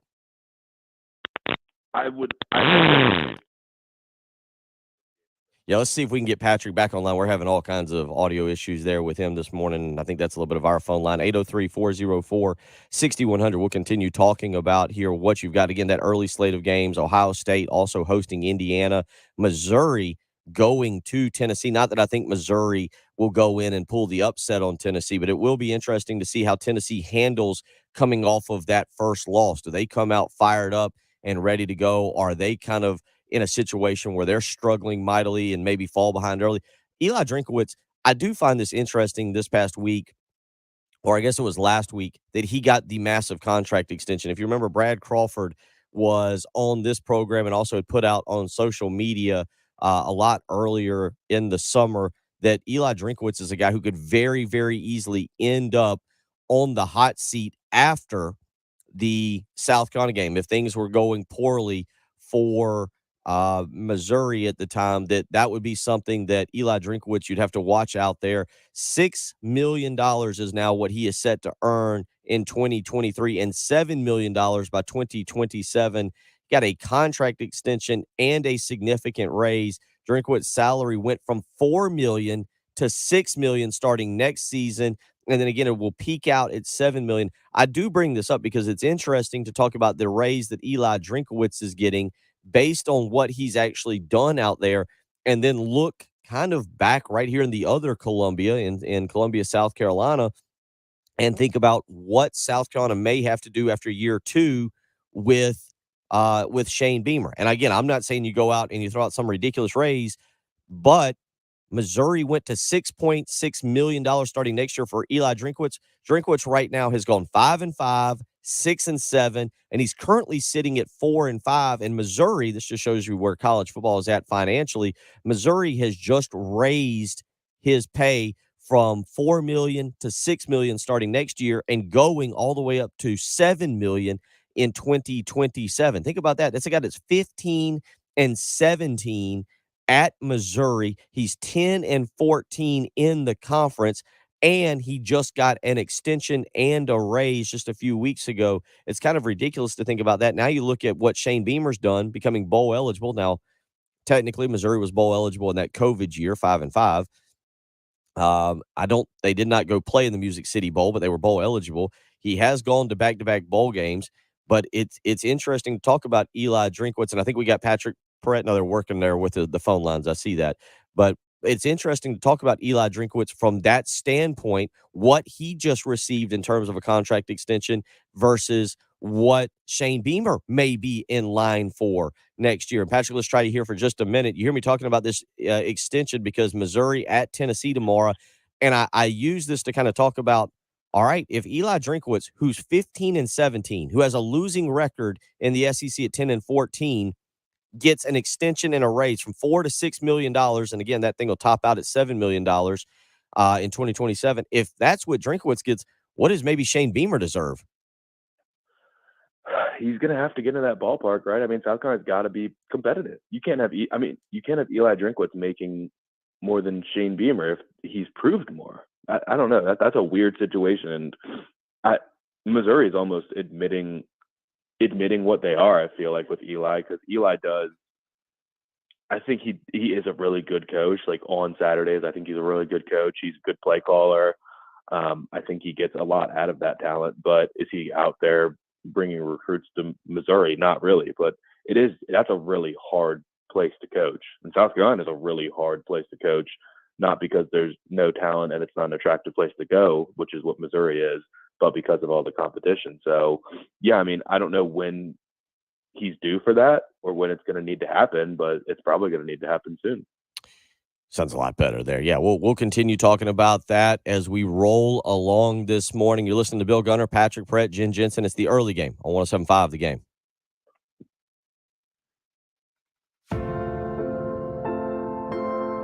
.107.5 The Game wants to give you the opportunity to honor a veteran close to you this Veterans Day and also give them a chance to see the Gamecocks and Volunteers go at it Saturday, November 19th. It's our Veterans Day contest on 107.5 The Game. Just go to 107.5 The Game on the web or our app. Click on our Veterans Day contest page and tell us about your veteran. We'll pick a veteran an hour to honor. That is the 5 o'clock hour on Game Time. Each client will draw the winner of the tickets to see Carolina and Tennessee. Showing respect to those who serve this Veterans Day and giving them a chance to check out USC and Tennessee. Raise your right hand and repeat after me.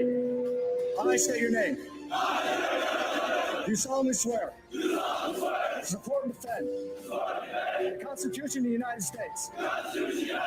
Our Veterans Day contest on your home of the Gamecocks, 107.5 The Game. 107.5 The Game traffic from the Shepherd's Glass Traffic Center. Shepherd's Glass, a true reflection of quality. shepherdsglass.com. And definitely going to be some slowdowns throughout the day today, so just be cautious on your drives. We have an accident, I-77 southbound at Percival Road. I-77 southbound also at Bluff Road. So at mile marker 15 and at 5, we have accidents in both places there. I-26 eastbound at exit 111, that would be Augusta Highway. The shoulder is blocked due to an earlier accident, so be cautious there. We are showing that there is a little bit of flooding, I-26 westbound after exit 97. Also have a report of an accident, Kitty Drive at Highway 1 and Percival Road at North Beltline Boulevard. Sloppy conditions today, tropical showers, wind advisories. Going to have a high today of 73. Hopefully this all clears out tonight, but then by tomorrow, partly cloudy, 76. 60 on Sunday and clear. Right now, though, some scattered rain, and it is windy. It's 72 at 107.5 The Game. South Carolina weather can be a little crazy. Make sure your biggest investment is protected. Call the guys in the powder blue trucks. There we go. All right. Yeah, that sounded better. Y'all must have got it figured out on the phone lines. Yeah, I don't know what it is. I mean, we're having bad weather here. It sounds like you're getting wind there. It's actually surprising. I thought it'd be a lot worse this morning here. I thought it was supposed to stay. It's actually, I mean, the sun isn't out, but I don't know if the storm sped up in the middle of the night and got out or what happened, but it's not awful.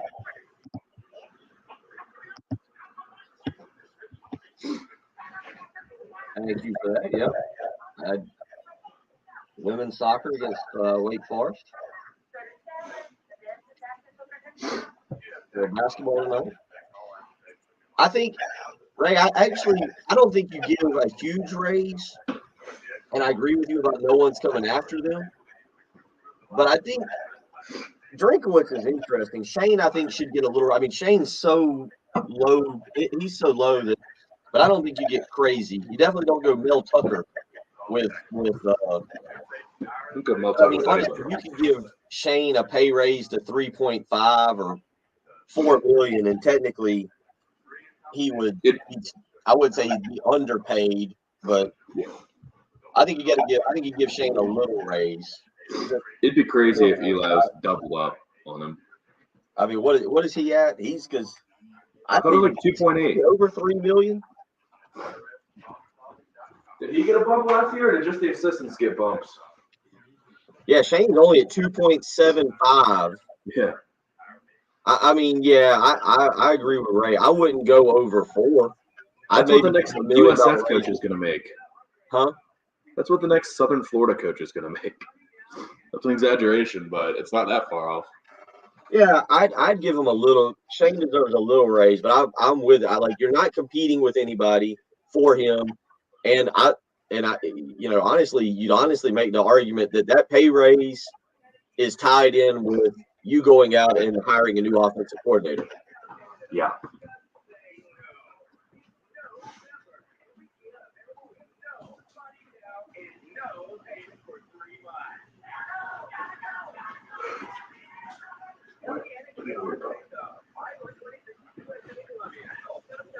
Come here.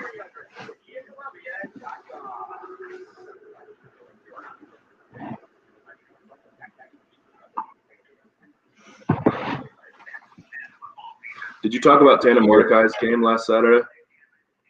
No, did you see? I didn't see the game, but I saw Dana Holgerson's comment. No, what he said?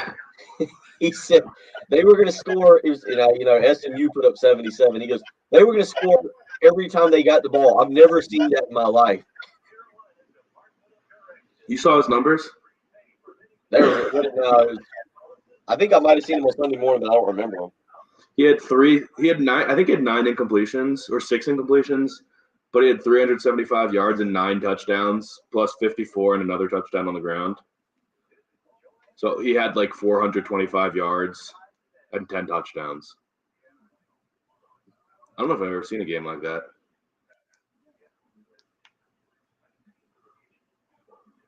Yeah. What's the most touchdowns a South Carolina player scored in a game? You ever seen anybody score 5 besides a quarterback? Is a non-quarterback scored 5? No. Because Bentley had 5 against Clemson. Yeah, Bentley had the 5 one. I'm trying to think. I mean, it would be a while back. I don't remember anybody off the top of my head. Maybe. There's more scoring than ever now, though.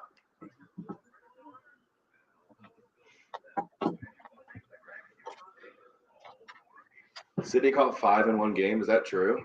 There's no way. There's no way. Who? He said, I assume he's talking about Sidney Rice. He might have against Florida Atlantic. That's That crazy. might actually be true. I mean, that is. Yeah, and in 06, I think that might actually be true.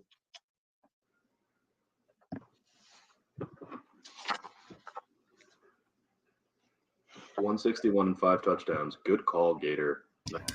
Coming up next week, we will give you a chance to win a pair of tickets to the South Carolina Tennessee game. It's the Carolina Honda Powerhouse Gamecock ticket giveaway. We've been doing it all season long, and next week we will wrap it up by giving you a chance to win an opportunity to attend South Carolina and Tennessee next Saturday night at Williams-Brice Stadium is the Carolina Honda Powerhouse Gamecock ticket giveaway, sponsored by Carolina Honda Powerhouse, your source for Honda Power Sports. Visit them on the web, carolinahonda.com is how you can do that. And again, want to wish all the veterans out there a happy Veterans Day. Thank you for your service and everything that you've done. A couple of people weighing in on the live stream this morning as well, wishing everybody a happy Veterans Day. And we will read our first veteran coming up. I'll read about our first veteran coming up in the 8 o'clock hour as we do that throughout the day here to honor our veterans. So again, a happy Veterans Day to all the veterans out there. Hope you have a fantastic day. And once again, thank you for everything you've done for us to allow Patrick and Jen and I to sit here and cut up and laugh. And Patrick, I don't know if you saw, and it was an injury-plagued season, and just not, things sometimes they don't go as you plan. And I finished 4th in our NASCAR pick'em. I finished 4th, and it was a shame. It was a beautiful day. It was. I'll bounce back strong next year, but certainly that was a season in which I think there is already discussion. I've seen The Athletic running an article on it, questions about PED use by Reggie Anderson. Jen has been suspected of using a magic 8 ball for her picks as well. So a lot of questions already into the final standings. Did you have Denny Hamlin on that fateful afternoon where Ross Chastain rode the wall past him? No, I think actually Kerry did Yeah, I think he that did. weekend. Yeah, it was a strange year. Everybody was on board with that move, right? Except Kyle Larson. Yeah, Kyle Larson definitely was not. I don't understand why. It's not traditional racing. It's kind of a stunt. But you know what? When you're It worked.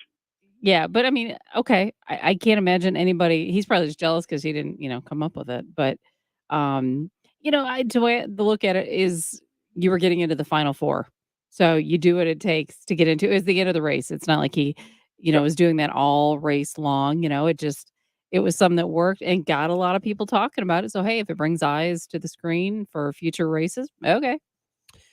That's the key thing. There are things that NASCAR is always going to be that sport that is a niche sport, but if you have controversy, if you have fighting, nobody wants to see NASCAR people be buddy. That's the not. thing is, the casual fan is like, I watch because I want to see the big wreck because Right. that's like the peak of excitement in NASCAR. But that was the one thing that was like, no, nobody got wrecked. He literally just hammered the gas and just rode the wall into victory. Put it into fifth and then bounced his way in. Like it. Yep. It was absolutely nuts. Yeah. Everyone should be celebrating that. I mean, it was crazy. I don't know if we'll see that again. It was awesome. Yeah. So but to complain about that is like winning on a hook and ladder or something, and the opposing coach being like, "Yeah, that was BS. Just beat me like a man." You're Like, right. I don't even know what to compare it to. No, that was awesome. That was a lot of fun. 803-404-6100. Patrick, tonight, changing gears just a little bit. We'll obviously Look make at some that picks. reference. Changing gears. Change you like that, Impressive. yeah. Did that totally on purpose. Yeah, okay. South Carolina Clemson basketball tonight. We'll talk more about South Carolina Florida coming up in the final hour there when you come back after Chris Deering. But did you get a chance to watch South Carolina versus South Carolina State the other night? And if you did, your impressions of what you saw, the true debut of Lamont Paris and G.G. Jackson. Yeah, I think it's probably going to be a fairly tough year, but there's going to be some level of excitement. There's some people to be excited about. Obviously, getting to watch Gigi is going to be great. He had the big dunk. Everybody wanted to see a highlight reel play from him, and we got it. And he was really good.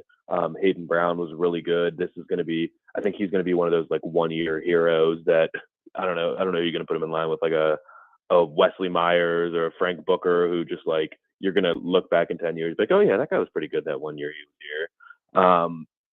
But yeah, I mean, they need Michi. They need a point guard. If this is going to be a lingering injury all season, that's going to make things a lot worse. So we'll see. I'm really interested to see how the Clemson game goes. So it's too early to draw any conclusions, but beating South Carolina State by 3 points wasn't super inspiring.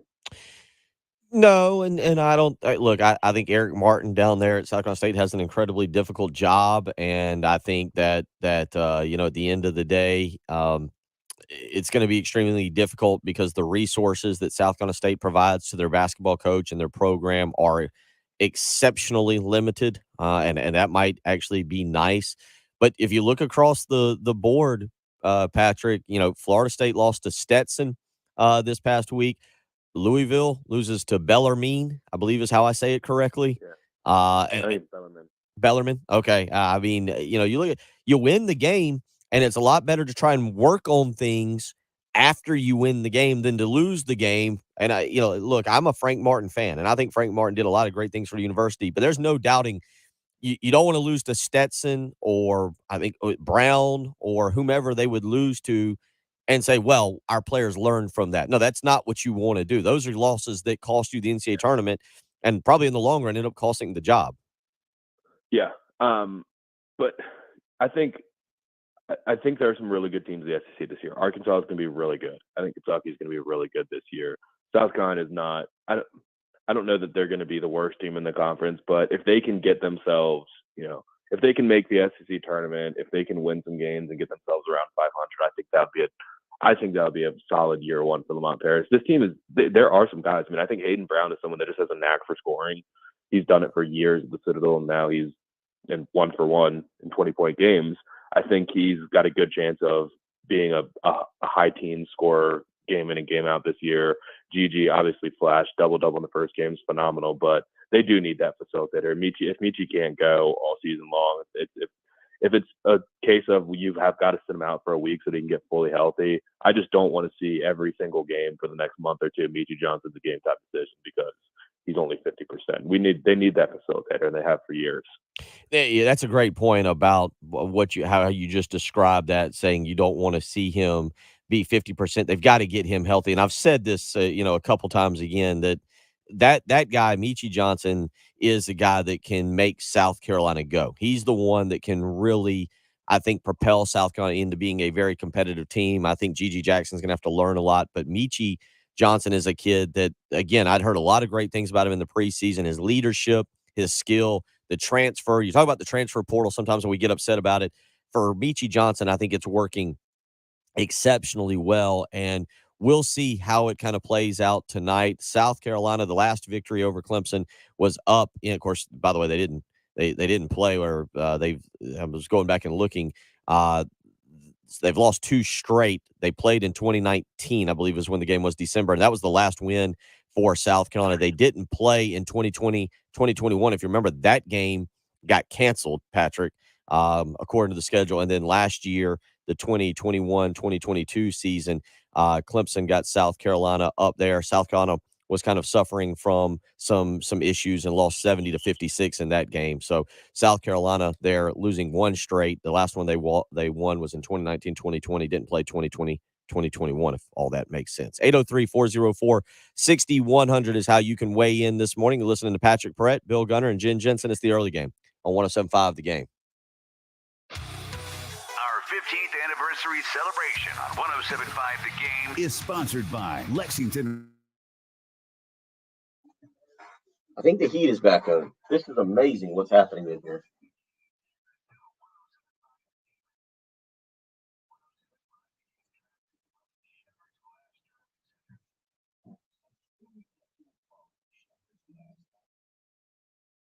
I-77 northbound at I-26 at exit 1, there is an accident there. Left lane is blocked. I-77 southbound at Percival, the left lane also blocked.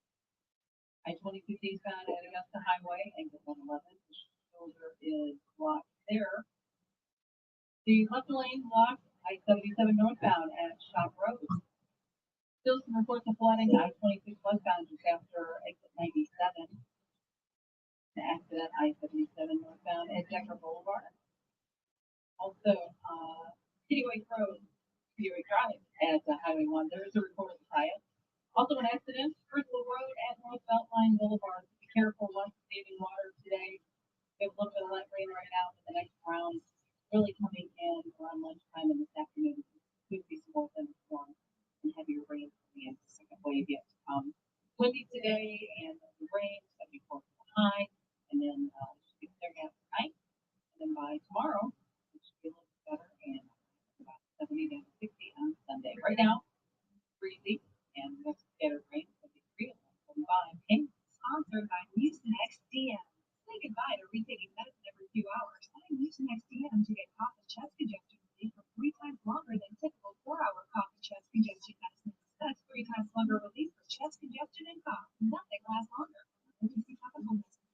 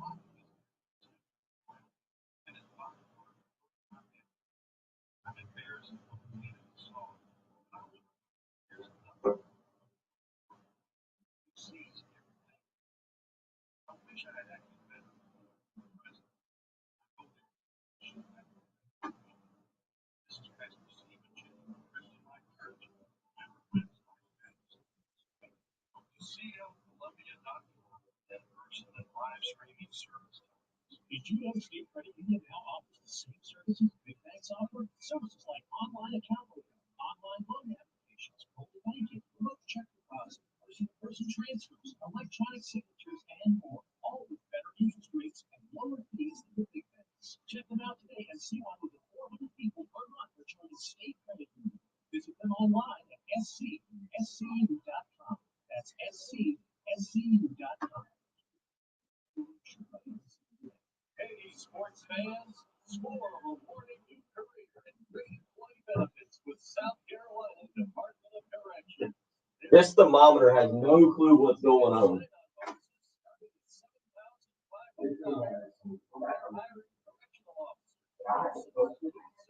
Well, I think it's, I don't know how the glass feels.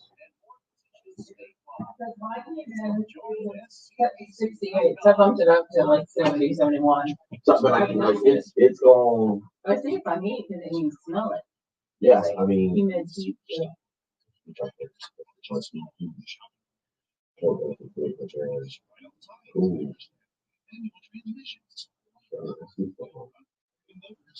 It's so good. Yeah. It doesn't know what to do. But I mean, I'm like, Zach, this is not going to last long, though. Josh Heupel's going to get a huge raise because everyone in the country is going to want him. Dan Lanning is also going to get a raise because Auburn is wanting him, and Oregon's going to have to pay up to keep him because so far they've already lost their last two coaches to the Southeast, and not even SEC teams. Lost Willie Taggart to FSU and Mario to Miami. So I think both those guys are going to get paid a bunch. There, like, it felt like there was something blowing up from underneath me. Like, it was. I absolutely agree with this, though. And Mel Tucker's a good point. Mel Tucker's a good. Yeah, that's a bipolar apparatus. It is confused right now. It's very odd in here.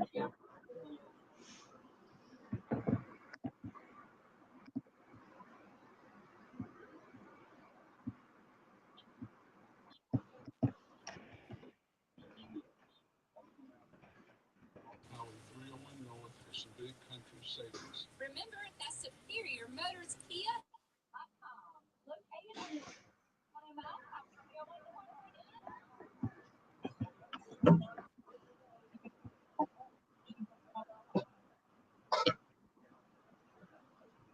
Kevin Harris had 5 touchdowns against Mississippi. Huh.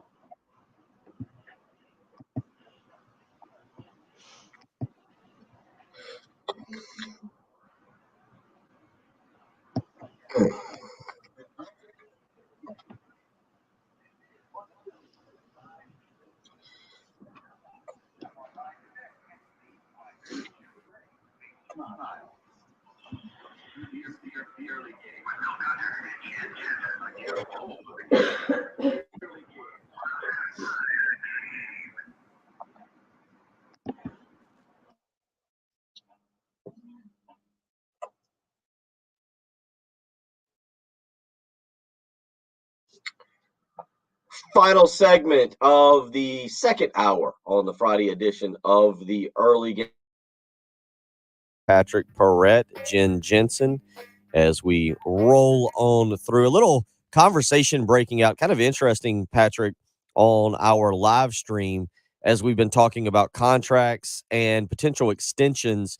I was talking about that Eli Drinkowitz contract extension that he received, and again, it's not like Eli Drinkowitz is lighting it up in Columbia, Missouri, 15 and 17 overall, 10 and 14 in SEC play. 5 and 5 his first year, 6 and 7 last year, just 4 and 5 this year. But Drinkowitz getting a $2 million raise from $4 to $6 million, and the contract again will top out at $7 million in 2027.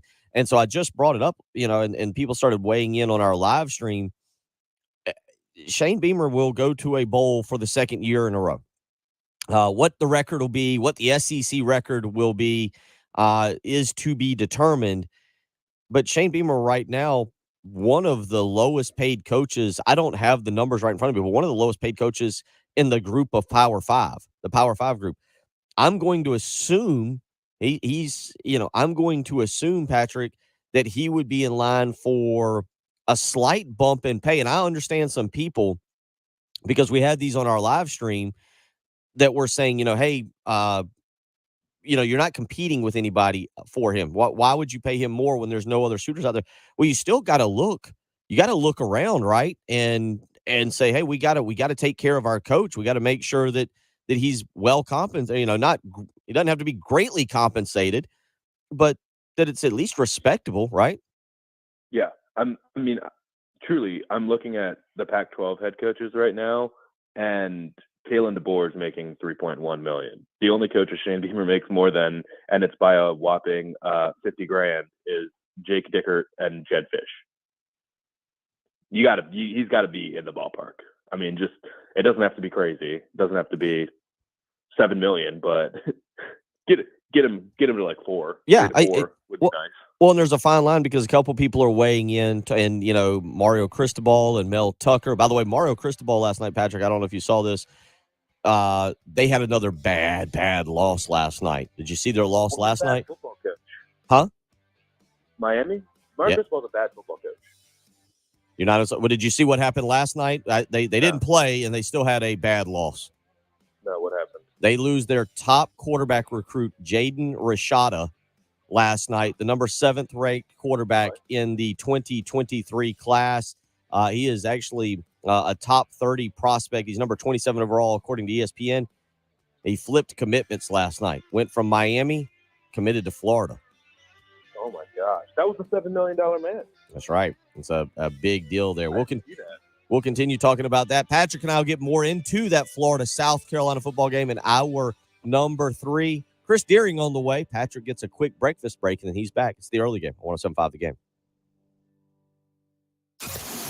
Celebrating our 15th anniversary is Columbia Sports Talk Station, sponsored by Lexington. Yeah, Jaden Rashada flip. I think you're right. That was just supposedly Florida couldn't match the NIL deal of Miami. What time did that happen? It's posted on ESPN at 1:17 this morning. Ah, okay. Don't feel bad for missing it then. What is he doing up? It's a school night, Jaden. What are you doing, bud? Well, I don't know. It says 1:17, so I don't know if that's yeah. It says Eastern time. Okay, 1:17. So what is that? That's 10:17. So about 10 o'clock, the money cleared the checking account. And he's like, "All right, well." Yeah. I mean, you're calling Mario Cristobal at 1:17 Eastern time to decommit. That's a bad phone call to get. That's a rough phone call to take if you're Mario Cristobal. All right, interesting. Cool. I mean, not really, but good for Billy Napier, not good for really anybody else. It's definitely a good start to the weekend for Napier. And if you're a Florida fan and you woke up and saw it this morning, you're thrilled.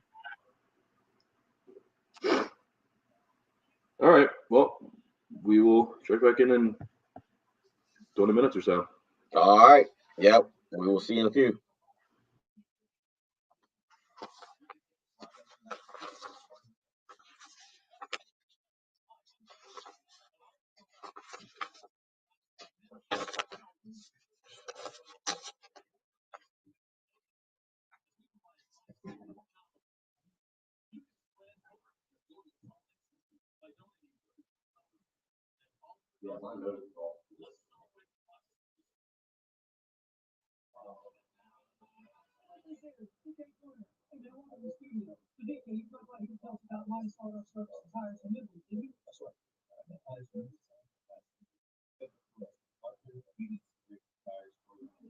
Everyone, this is Justin Long. Our family for almost 15 years has made Midas Auto Service Tires number one in the business. Our team takes care of you, period. We have 26 locations in South Carolina and North Carolina. Come see us today at one of our 8 locations in the Midas is the best one, obviously, expertise.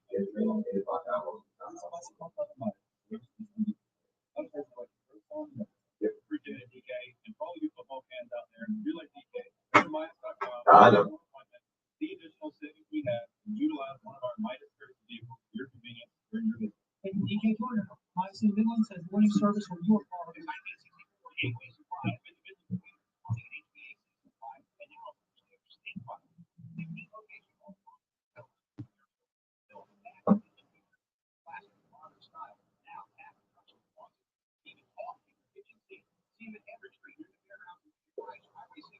think I just pulled out the longest eyelash in the history of eyelashes. Good Lord.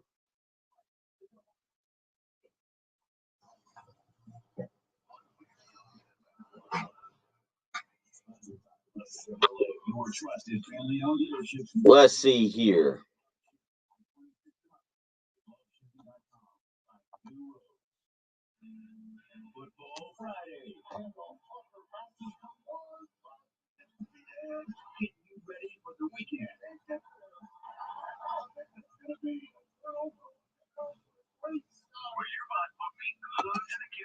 On your home of the Gamecocks, 107.5 The Game. The early game with Bill Gunter. I will never forget like basketball. Yeah, he's going to Tennessee. Yeah, I think he's committing next week, or no, the week after Thanksgiving week. He's going to Tennessee.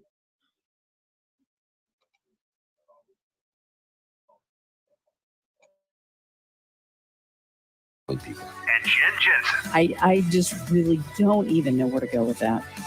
That's the first thing that came to mind. Not about having intuitive questions, being insightful, and having done research. He's a big teddy bear at the end of the day. Big teddy bear. On your home of the Gamecocks. 107.5 The Game.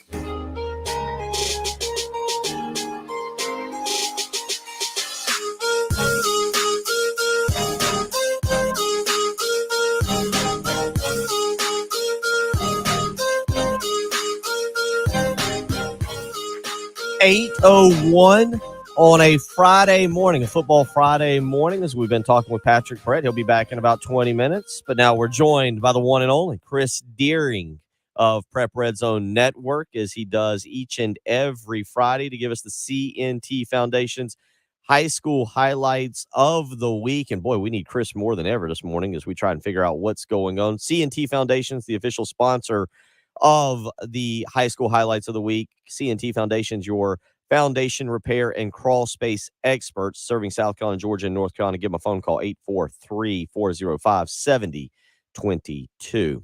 Chris, I even saw, I think it was a tweet from you last night where Hammond moved the game back to tonight. You got all your ducks in a row here. Bill, I believe so. This has been a very difficult week to keep up with things. We've already had games played. We got some games played tonight. We got some games being played tomorrow. I'm still not sure the schedule is 100% set. We might see a couple additional changes later today, depending on what the weather does in various parts of the state. But I think I got it clear for right now. Okay, yeah, I was going to say, the game I saw last night was, I think it was Hammond. I saw you just retweet. They had moved their game back to Friday night, and you were trying to confirm a time for the game. And oh boy, yep. This tropical storm is played havoc. Give us a rundown, because I don't know. I've been trying to find here kind of a schedule. What has taken place already this week? Where do we stand with games already being played this week throughout the Midlands and around the state, and give us a little bit of a recap there? Really, the only one involved in a Midlands team so far was Newberry. Played last night at Abbeville and got smacked around pretty good, 49-7. So that one is complete. That's in the 2A ranks. The other game, there was only one other game last night. Powdersville from the upstate defeated Chester 42-12. And then on Wednesday, you had one 5A game. Fort Dorchester defeated Berkeley. And then the two Florence teams that everybody is so giddy about watching this year. West Florence beat Myrtle Beach 42-21, and South Florence beat Bluffton 50-0. And then you had a 3 games in Skeeza on Wednesday night. Lawrence Manning defeated Trinity Collegiate, and so that puts Lawrence Manning in the Skeeza 4A state championship next week, and they do await the winner of Hammond and Porter-Gaud tonight. So that game will be played down at Charleston Southern next Friday night, I believe at 7 o'clock. PD Academy beat Pinewood Prep in 3A, and then in 8-man football, Holly Hill Academy beat Richard Wynn. So that's what we've gotten so far. Right now, like I say, is how it stands. There's 17 games on the slate for tonight, and then about 20 or so games scheduled for tomorrow right now. Let's start 5A, and you can just tell us what you know about the schedule, because I have no clue. But there are some, in terms of brand names, some monster names tonight involving local teams, Midlands teams. I think it'll start right here. Again, if I'm wrong on when the game is being played, please correct me. That it'll start right here in Columbia. Dorman, Dustin Curtis, who Lexington High School alumnus, a great friend of mine. He brings his Dorman Cavaliers down here to take on Tom Knotts and Dutch Fork. And again, right now, Dorman's a big name. Dorman is always a massive name in this state, and Dutch Fork is king supreme in this state. Yeah, I mean, just a few years ago, these teams played in the state championship, Bill, and it was a classic. So playing in the second round right now, that's about as good a second round of matchup as you can get, I think. This game tonight, just for note, it is scheduled to start at 8 o'clock instead of the regular 7:30. So if people are planning on going out to that one, please make note of that. But this will be a very interesting game, and the fact that, Dorman comes in with a huge, big offensive line that a lot of people in the state know about. They got the one kid committed to South Carolina. They're really big up front. They're very physical, and they're going against a Dutch Fork defense that, since they played that St. Francis game, and don't get me wrong, I was at the St. Francis game, the team that's nationally ranked out of Maryland. They played well in that game, but since that game, they have been lights out. Almost certain no one's gone over 200 yards against them since that night. Haven't given up more than one touchdown in the game since that game. So that Dutch Fork defense, I've said it a couple times this year, it may be better than some of these past Dutch Fork teams that won state championships and played in state championships last year. They might be a little bit better than those teams, and it'll be interesting to see what they can do with that big offensive line from Dorman. Dorman's got a really good running back. That I think he ran for about 300 yards last week in the win. So they want to line up and they want to run it at you, and that's been a strength of that Dutch Fork defense of controlling the run. They played Jonah Norris this year from Lexington. They played Cooper Johns from River Bluff. Both of those guys are right around 2,000 yards, and they held them in check for the most part. And they got to do it again tonight against a really good Dorman team. Another one here in, well, I shouldn't say here in town, but two of them that feature in-town teams, Blythewood versus Burns. And then you've also got Lexington, who travels to Somerville. Thoughts on those two 5A local games? All right, so for both of those are scheduled for tomorrow. Blythewood and Burns at 2 o'clock over at Blythewood, and Lexington at Somerville at 6 p.m. tomorrow afternoon. We haven't talked much about this Blythewood team, and maybe we're doing them a injustice a little bit. They are, 10-1. They really, I mean, in my book, they finished 9-2. They lost to Ridgeview, but that game was overturned with the ruling a couple weeks ago. So record-wise, for the official, they're 10-1.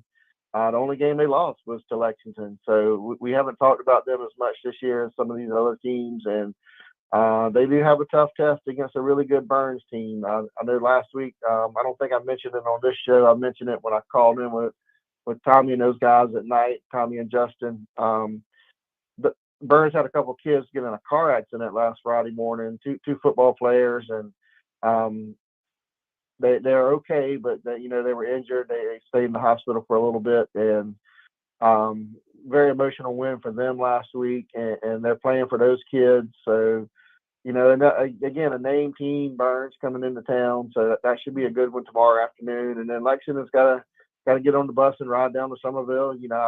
I'm not, I've said it many times, going into Somerville, it's never easy to win. It's not my favorite place to go watch a game or attend the game just because of where I went to high school, but I think this Lexington team's got a chance. I've said it from the get-go. Them getting put into lower state probably is a good thing for them because I think they match up better with some of those teams in the lower state. Somerville, again, is really big and physical too, but that's nothing that Lexington has not seen this year. So I think there's an opportunity for Lexington to win that game tomorrow afternoon. And then, again, I think they they can get to the lower state championship, or if not even the state championship, given if they can get Jonah Norris going and Kamadi Maxwell at receiver and Tatum Mines at quarterback. Those guys have done it all year. The only team that really stopped them is Dutch Fork. So I mean, if I had to pick that one, I would pick Lexington to win that one over Somerville tomorrow.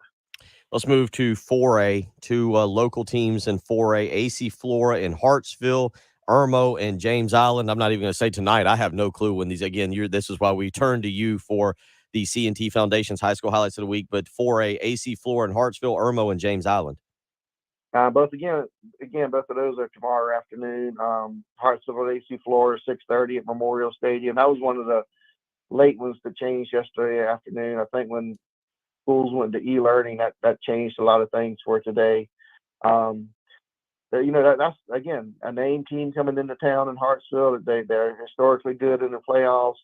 I think that's going to be a really good matchup for that AC Flora team. Hartsville's got a Shrine Bowl running back.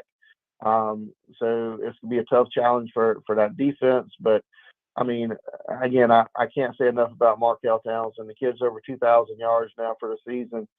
He's been really good for 3 years, honestly. And I'm actually going to that game tomorrow, so I get to see Markel play again. And, let's hope for AC Flora's sake, it's not the last time they take the field. Last year they had a tough second-round matchup against Greenville.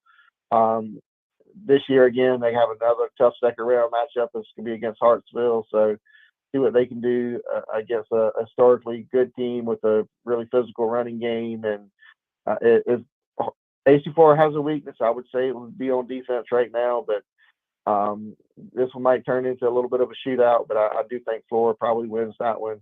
And then Irmo going to James Island. James Island might be the surprise of the state statewide this year. Really good defense. I think they're allowing less than 10 points a game. I don't think a lot of people expected that out of them. I know in our statewide rankings, it actually even took me a while to rank James Island because I wasn't all balled in on what they were doing, but they've done it all year. I think they've only lost one game. So that's a tough test for Irmo to go on the road to win at James Island. But AJ Brand, the quarterback, the sophomore quarterback, he's been really good all year. He was good last week in their first round win over North Myrtle Beach. It took them a while to get going last week, but once they did, they were okay. So it'll be interesting to see if they can go down there and knock off a James Island team that, like I say, might be the surprise of the state this year. Let's go to the 3A level. A couple teams here. The kind of, I would say, the local matchup, but Lower Richland and Camden. We've talked a lot about both of those two teams. Nate Branch, the wide receiver for Lower Richland, Xavier McLeod, the defensive tackle for Camden, and then you got BC at Brooklyn, Casey at Dillon, and Manning traveling up to Gilbert, America, to take on the Indians. Yeah, I think that's three really good games right there, and all three of those have been moved to Saturday. Lower Richland and Camden's going to kick off at 3 o'clock. Brooklyn Casey at Dillon's going to be 7, and Manning at Gilbert's going to be 6 p.m. But talk a little bit about each game. Talked to Brian Rip a little bit earlier this week because I did a feature on Xavier McLeod for the website, and he said Lower Richland looks a lot like their teams in the region. Really fast, explosive, skilled guys in Branch and Mikael Campfield and Marion Pearson, and then defensively, they're really big up front. Diamante Garrett is a kid that made a north-south game, so I think but like Rip said, they've seen this. This is like a lot of their teams in the region, Lakewood, Crestwood. So they know what to expect. And and I don't have it right in front of me, and I bet you I can pull it up real quick there. There was a kid last week from Gray Collegiate. I think he had 22 tackles, and no, excuse me, I got him confused with somebody else. Zach Earl had a really good game last week, a linebacker for Camden. He had 10 tackles and an interception, and they basically shut out Loris. It was 29-2. They allowed a safety. So you got a really good defense when you face Camden, like say with McLeod and David Copley's on that defense. There's a Nash kid that plays linebacker. He's got over 100 tackles on the year. So tough challenge for Lower Richland, but I do think they've been playing better, and it's just a really tough second round matchup. And then Brooklyn Casey last week, I thought they might struggle a little bit against Hanahan, and they won 36-7, won very easily. And they had their starting quarterback and their starting running back out of that game. Don't expect them to be back tonight, I don't believe. And the kid Names, he keeps making plays. He ran for 163 yards last week and 4 touchdowns. I asked somebody, I think there was not much of a passing threat for BC last week, so I didn't understand why Hanahan just didn't put 8 in the box and try to slow that down. And maybe they did do that. I wasn't at that game, but whatever they tried did not work. And BC had a big win last week. But going to Dillon, undefeated. Dillon is Dillon. I mean, there's not a whole lot to say about them. They're always good. They're going to be good every year in and year out. I mean, that's what that town does. Excuse me. And that's going to be a big challenge for BC to go on the road, especially without those two starting quarterback and starting running back, like I mentioned. And so that will be, a big challenge for BC to see if they can get on the road and win that one. And then Manning and Gilbert, I previewed this game on the website. I previewed this whole bracket on the website. Man, I mean, these teams are very similar. They want to do the same things. I think this is a great second round matchup. Both of them are 9-2 coming into this game. We've said all year the key for Gilbert is those two running backs, Elias Graham, Woodbury, who I think is really truly one of the most underrated players in the Midlands. And Jaden Allen Hendricks, he's been really good. He's only a junior and he's going to get better. But that defense led by Jordan Smith and Jake Torbert, those kids are going to have to play well tonight against a good Manning team. And, Manning's got the Raves kid that's committed to South Carolina. He transferred over at the beginning of the year. They did get in a shootout last week. It went to overtime, multiple overtimes actually, and they hung on to win 44-42 over Lakewood. So it'll be interesting to see which team shows up defensively for that Manning team.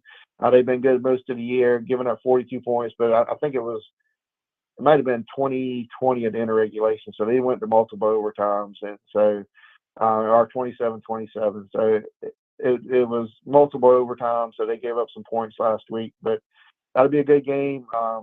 Gilbert America, as they call it out there, they will pack the stands, and it'll be a big, great atmosphere.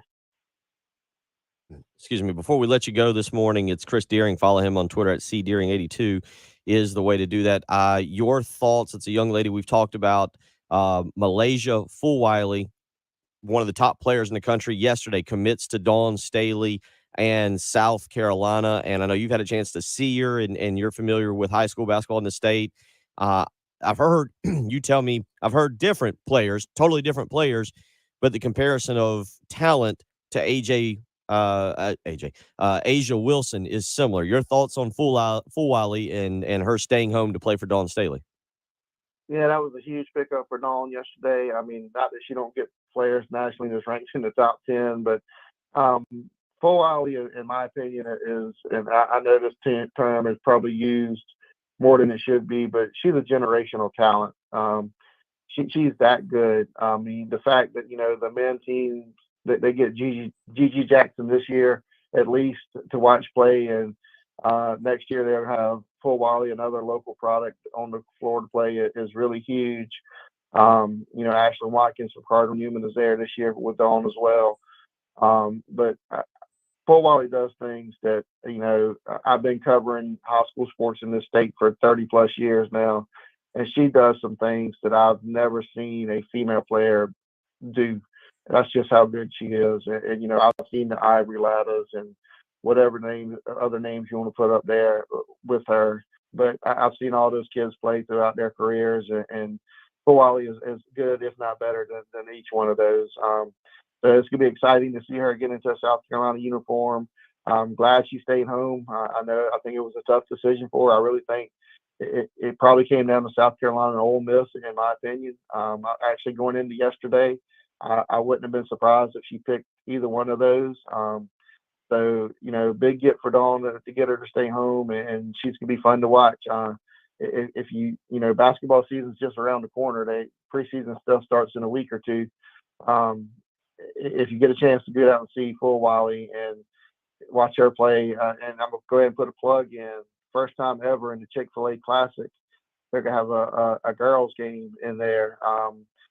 Keenan and Full Wally will play Camden and Joyce Edwards, a really good junior, nationally ranked junior top 10 player in the Chick-fil-A Classic this year. So that's gonna be a big time stage for those girls to play in, and just it's gonna be a great season. Full Wally's won a state championship 4 out of her 5 years on the varsity level, so she's going up for 5 out of 6, and not really sure that's been accomplished in the state.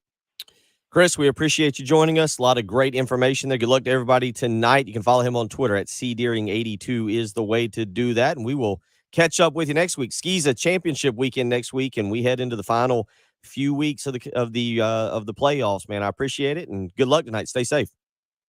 Sounds good. You have a great weekend, Bill. You too. Take care. Chris Deering joining us. Prep Red Zone Network is where you can follow him. You can also check him out on Twitter at cdeering82. We'll come back. Patrick Perret will join us. We'll talk about that South Carolina-Florida game. It's the early game on 107.5 The Game. The OGs of 107.5 The Game. Jay Phillips, Heath Line, and Tommy Moody. Sharing their memories of 107.5 The Game and celebrating our 15th anniversary. Sponsored by Lexington Orthopedics and Sports Medicine. Just download the 107.5 The Game app or go to 107.5thegame.com to check out the podcast. On your home of the Gamecocks, 107.5 The Game and the new 107.5 The Game app.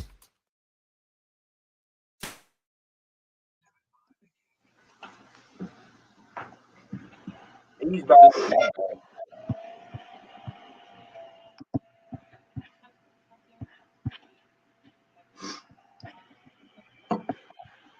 All right. With high school football, still on the subject, I think we're going to try and go see, assuming both teams win tonight, I think we're going to go try and see the Baylor school. I think they're traveling to Nashville next weekend. Oh, really? To play the number 1 team in the state, yeah.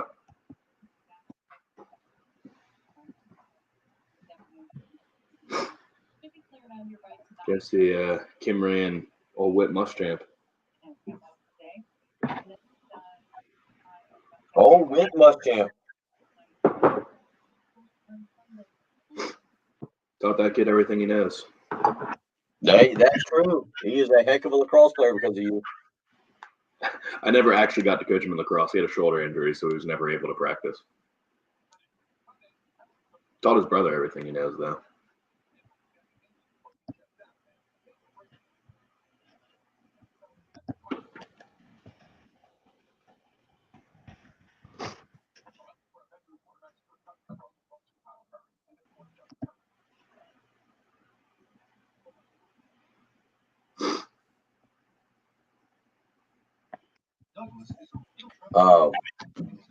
Yeah, well, and then Chris was talking about the girl who committed to Dawn Staley yesterday, the Full Wally girl who's so highly recruited. I didn't watch I watched the banner hanging, but I didn't actually watch the game on Monday. Watch what? The women's game.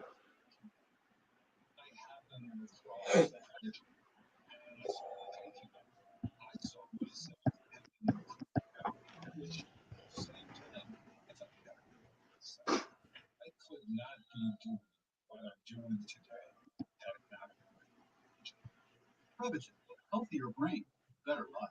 Prevagen is available in stores everywhere. Based on a clinical study of subgroups of You know anything about Maryland's women's basketball team? Yeah, is that what you just said? No, I didn't watch the South Carolina game. They slaughtered somebody in the first game. I don't know. I don't remember. South Carolina beat East Tennessee State 101-31.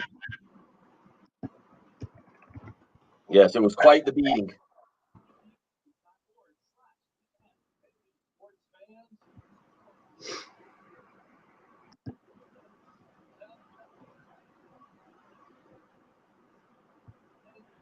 Yeah, I don't know anything about this year's Maryland team. They're always good, but not South Carolina good. I assume South Carolina is going to be a pretty heavy favorite in that one.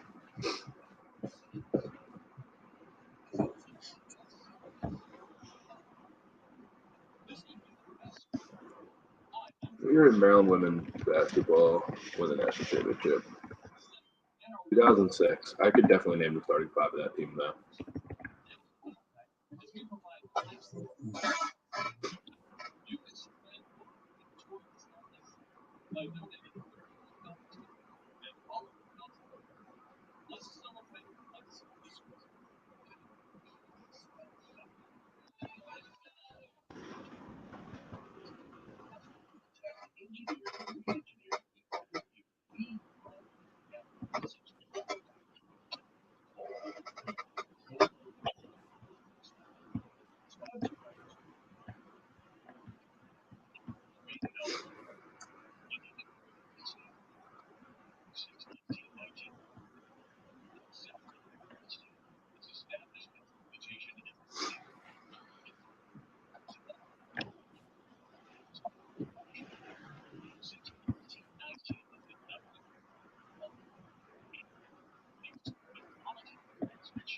Maryland beat Western Carolina last night in basketball. I don't think this is going to be a great year for the men's team, but I think they'll play an exciting brand of basketball. Oh, good Lord. Mike Boynton's team lost last night. Oklahoma State lost to Southern Illinois 61-60. He might have not capitalized on the Cade Cunningham thing quite like he needed to. It doesn't seem that way. Oklahoma State's in shambles right now. Wow. Yep, lost to Southern Illinois by a point. They're ineligible this year, right? Is there? Hey, you got a line or anything you play before it, or just try and do it the best I can? Yeah, don't play that. Towson took down UMass. Nice. Oh, did they? That was actually a big game. Go Tigers. I don't think it was on television. I actually didn't really watch it. I had a game in my 12. Matt Cross played last night.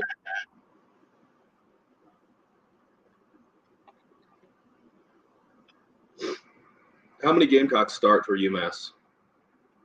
2 right now.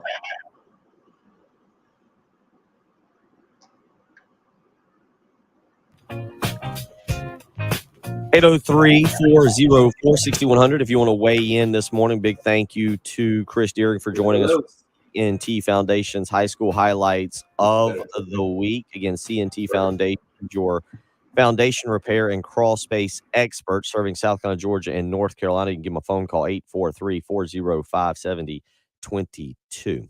We'll get to Patrick Perret here in just a second, but as you know, today is Veterans Day, and at 107.5 The Game, we want to honor a veteran all day long. So starting right now, each hour, we're going to tell you about a special veteran in someone's life, and that veteran will qualify for a chance to win a pair of tickets to the Tennessee game, plus a parking pass. That will occur later this afternoon, 5 o'clock hour, with Heath Klein. He'll randomly draw a winner from all qualifiers. You can actually still go to the website. We've got someone checking it throughout the day, and you can visit 1075thegame.com and click on the image that says Honor a Veteran and tell us about a special veteran in your life. And again, right now, I want to read from Bill Mosley, a special veteran in his life. He says it's his great friend, Chris Clark. He's a wonderful man, a retired Marine, a Vietnam veteran. Chris won a Purple Heart. He was a Purple Heart recipient, according to Bill Mosley. He survived multiple helicopter crashes and today is very active in his church and the Columbia area recovery community. He helps many, many folks get their lives straightened out. So we thank Chris Clark, a veteran this morning, and his good buddy Bill Mosley sending in and suggesting him. So we thank not just Chris Clark, but all our veterans today on Veterans Day. But I'll mention him again. Chris Clark, again, this is sent in from Bill Mosley, a veteran, and he says he's a retired Marine, a Vietnam veteran, and again, this is really cool, a Purple Heart recipient.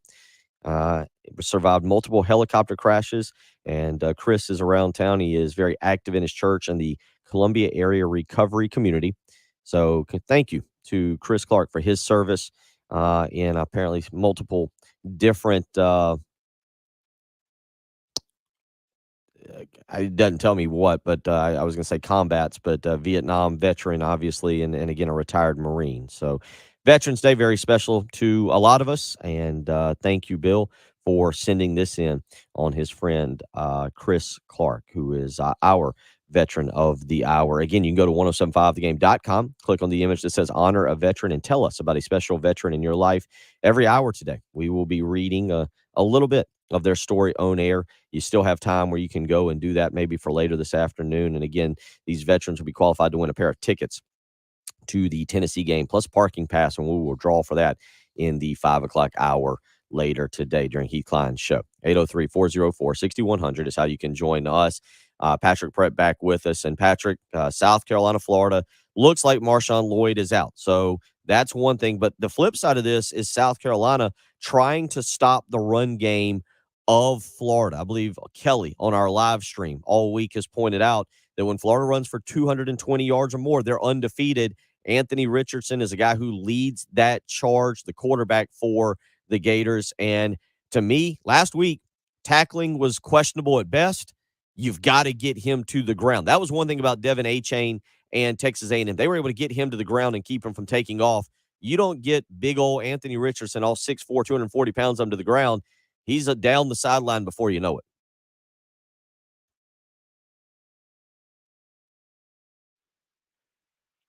Yeah. There with Achane, the concern was if you miss him once, he's going to be gone for 60 yards and a cloud of dust. But Anthony Richardson, this is more along the lines of a team they really, really, really struggled against, Arkansas, bringing down big Rocket Sanders, bringing down big KJ Jefferson. Anthony Richardson is a load. He's 230, but he moves unlike KJ Jefferson too. I mean, I saw that he was GPS clocked at over 21 miles an hour last week on that big touchdown run he had. So he can run through tackles, and also he can break away from the entire defense. So you've got to get him down. He's the reason that rushing attack is so strong. It's not because of their offensive line. It's not because of their running game. It's just because when you've got to account for the quarterback, it makes life easier for everyone on the field. So that is priority number one. Stop him. Make him beat you with his arm. Whatever you got to do, load up the box and play one-on-one on the outside. There's no Florida receiver that worries me. If Cam Smith is out there on an island against him, I'll take that matchup 10 times out of 10.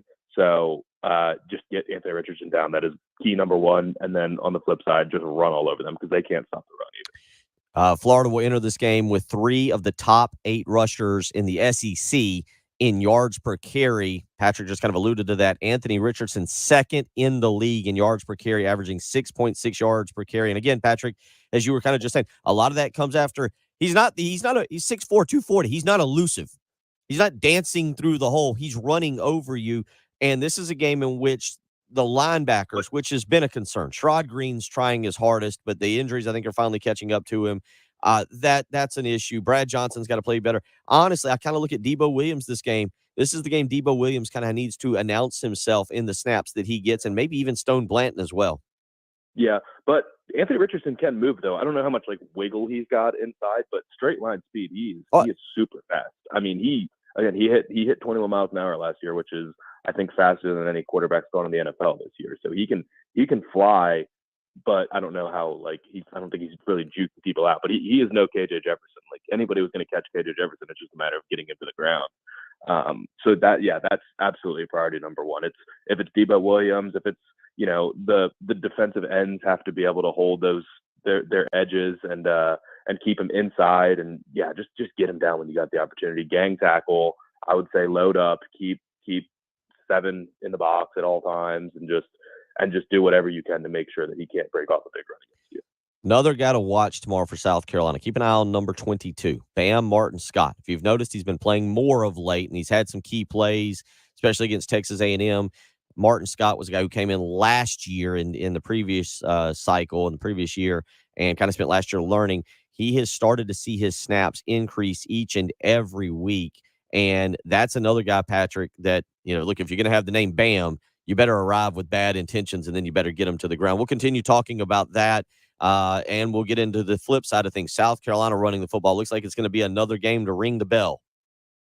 Like what I did there, Jaheim Bell. So, that's what we're doing now. That's what we're doing now. Yeah, ring the there we go. You get it. You're listening to the early game on 107.5 The Game.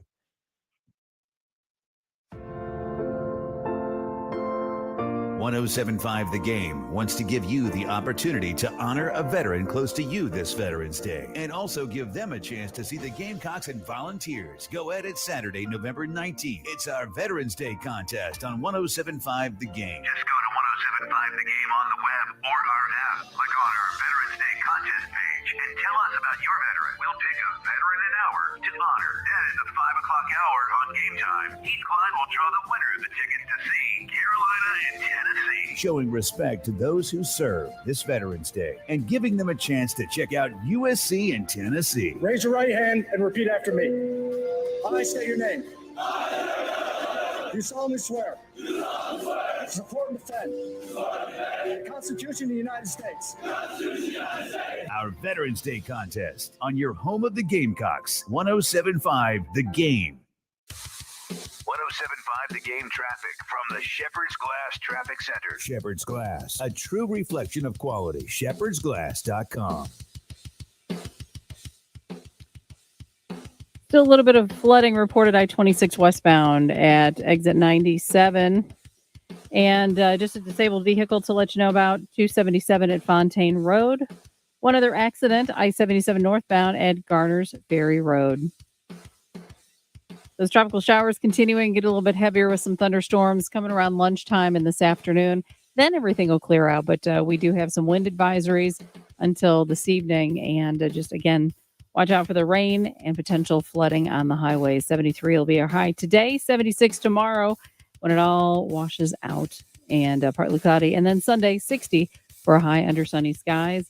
72 right now, 107.5 The Game. Getting your home ready for the holidays? AAA Heating and Air wants to help you make sure you will be keeping your friends in.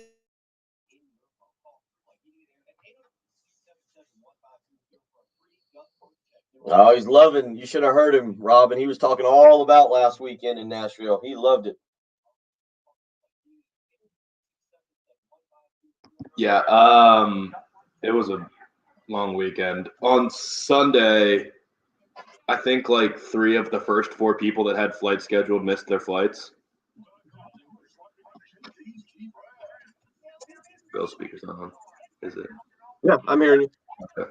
Yeah, 3 or 4 people missed their flights. Not everybody could get rescheduled. One of my friends who lives in Charleston had to ride to Greenville with another person and have his mom drive him from Greenville to Charleston at like 9 p.m. It was a nightmare. It took a toll on a lot of people. All right, by the way, do we just want to go LSU Arkansas for our 5th game? Yeah, that's good. Okay. Yeah, I forgot. We probably should start that in the next segment.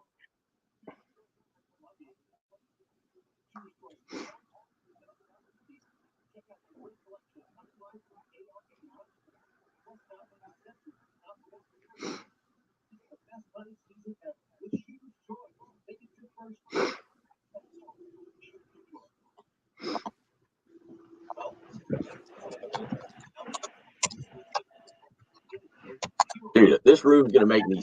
I'm gonna be sick when I leave here. Like now it's because it's burning hot. up.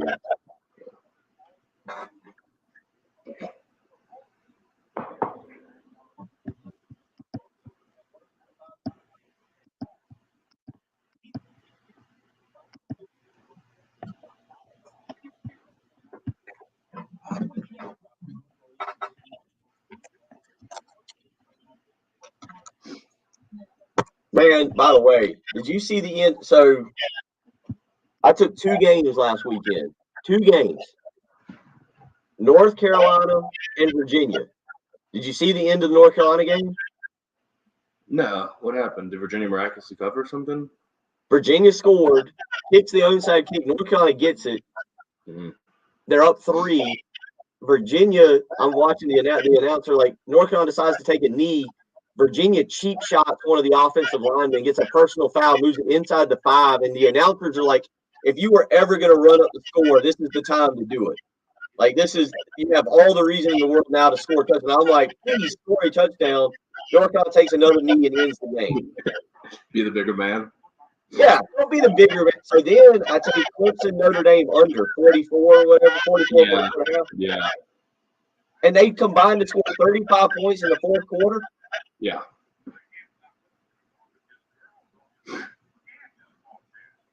Yeah, that was tough. Tony Allen's been a disaster, though. By the way, they're horrific.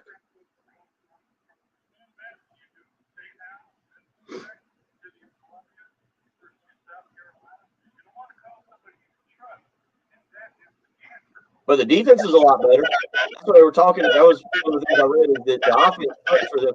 And what's his name? Brendan Armstrong. Yeah, Brendan Armstrong. Yeah, or a draft. You know?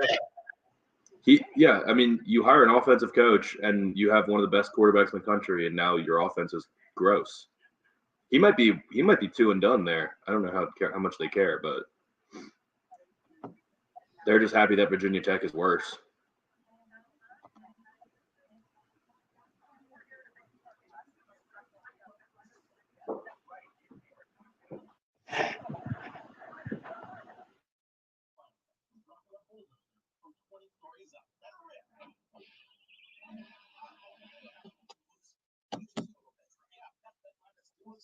Yeah, both of those games, literally, I'm like, North Carolina. Oh, and then it was like a 3rd and 5 at like the 12 or something. And they throw literally a 5-yard guy runs an out route. And if he catches it, he probably run, or if he caught it and stayed on his feet, he probably runs into the end zone.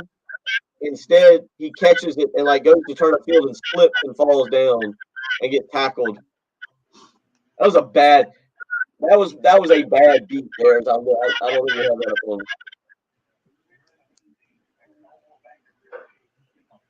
Where is game day at this week? Texas again. Are you serious? Yeah. You serious, Clark?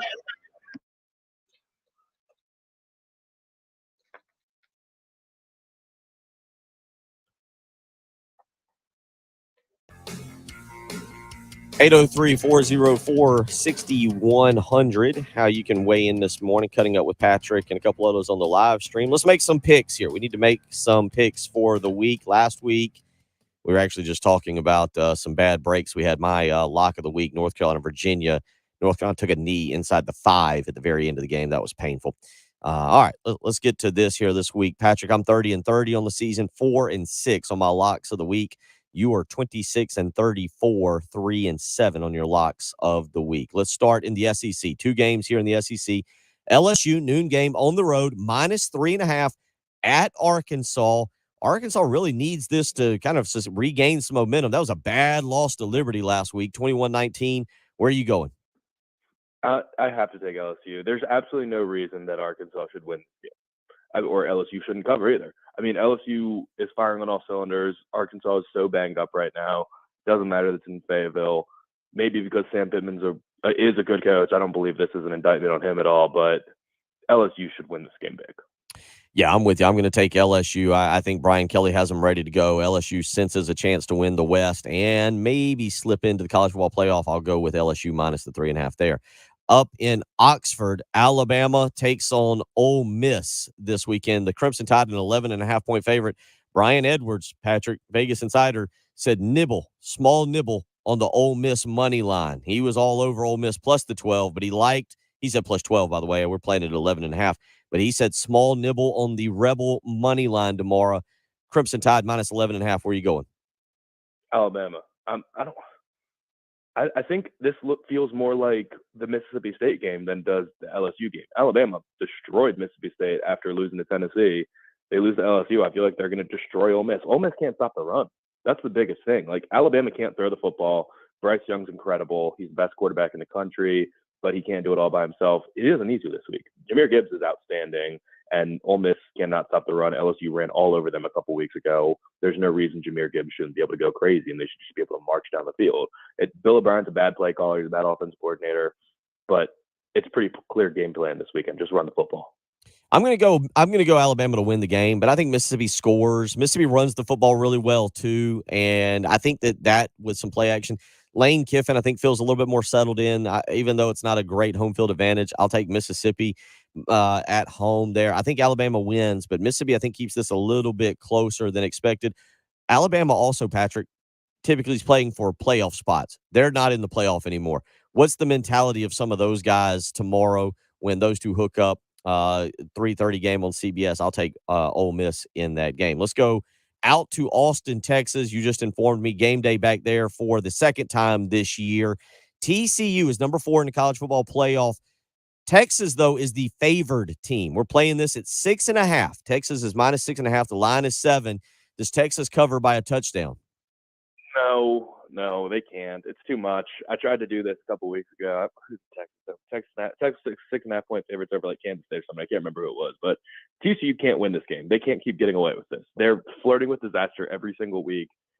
I think Texas has to win this game and will win this game, but 6.5, I don't know if they're going to do it by a touchdown. TCU it's always a game in the fourth quarter. So if Quentin Johnson can't go, that's going to be a huge problem for TCU. I think he's going to try and go, but he won't be 100%. I think Texas just is a better team, though, and TCU is just they've got a horseshoe up their butt this year, and just everything's working out for them. But they're not a playoff team, and they can't get there. Texas has to be the one to stop them. If you've watched TCU, they typically fall behind early on, only to rally and then find a way to win.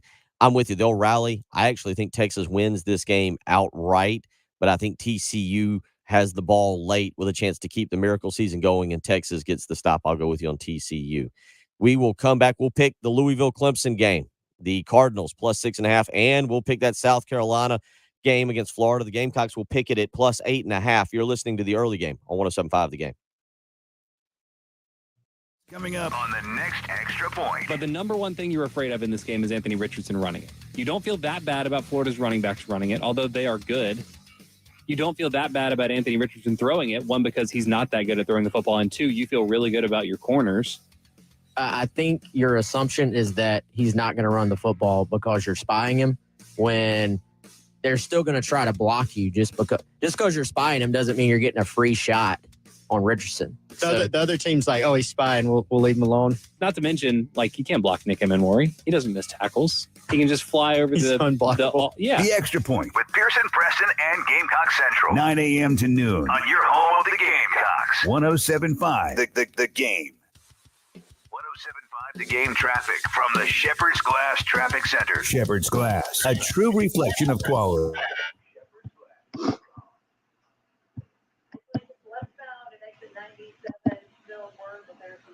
There, so be cautious proceeding through that area. 2 accidents still at I-77 northbound at Garner Ferry Road and Kelly Mill Road at Bobby Range Road.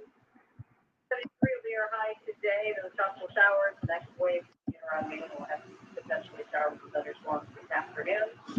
We do have a blended through this evening. Then things will be clearing out. Partly cloudy, 76 tomorrow. Sunny and cool for Sunday, and it'll be 60 right now, though.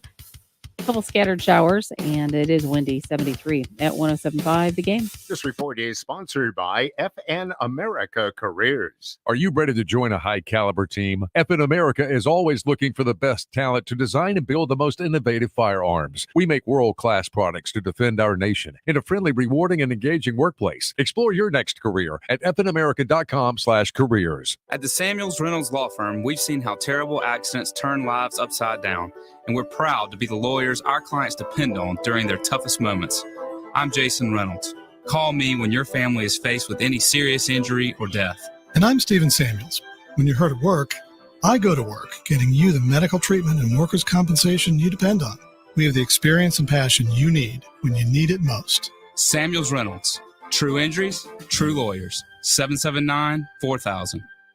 This football season and every football season, come to campus and catch a game. Whatever the game, whoever you're with, just catch a game. Find your tickets online at GamecocksOnline.com. Strengthening the lives of children and families is a passion. Turn that passion into results as a child welfare case manager. Learn more at dss.sc.gov. This message is sponsored by the South Carolina Department of Social Services. Train heating and cooling systems are tested, retested, engineered, and re-engineered to keep up with you. We run together. Visit traininfo.com to find your local independent train dealer. Traininfo.com. It's hard to stop a train. Sponsored by traininfo.com. You're limping. Yeah, I know.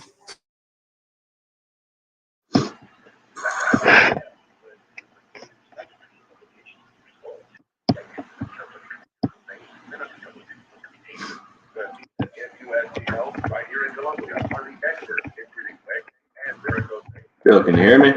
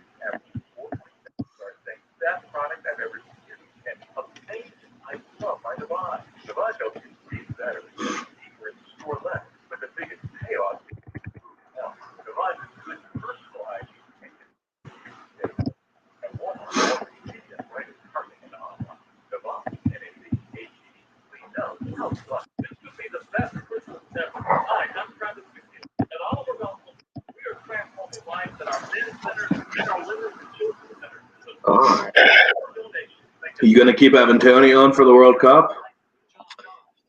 I need to call him today. I texted him this week and I never heard back. Season's over, right? Yeah, season's over. Unfortunate. The FIFA documentary's out on Netflix. The corruption doc. Bless you.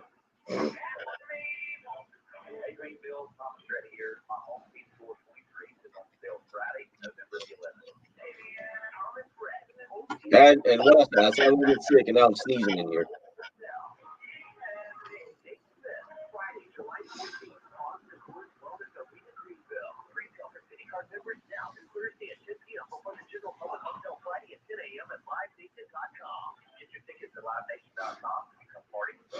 You're going to get live football during the show for the World Cup, right? I hope so. I need to look at the schedule. I think games start 5 a.m. Nice.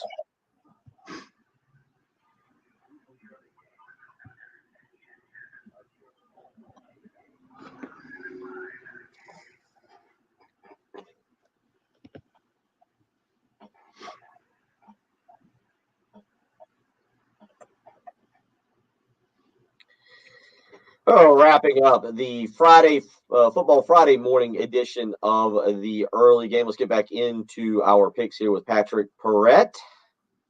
Clemson and Louisville. Where are you going here? 6.5 is the number. The Cardinals are hot.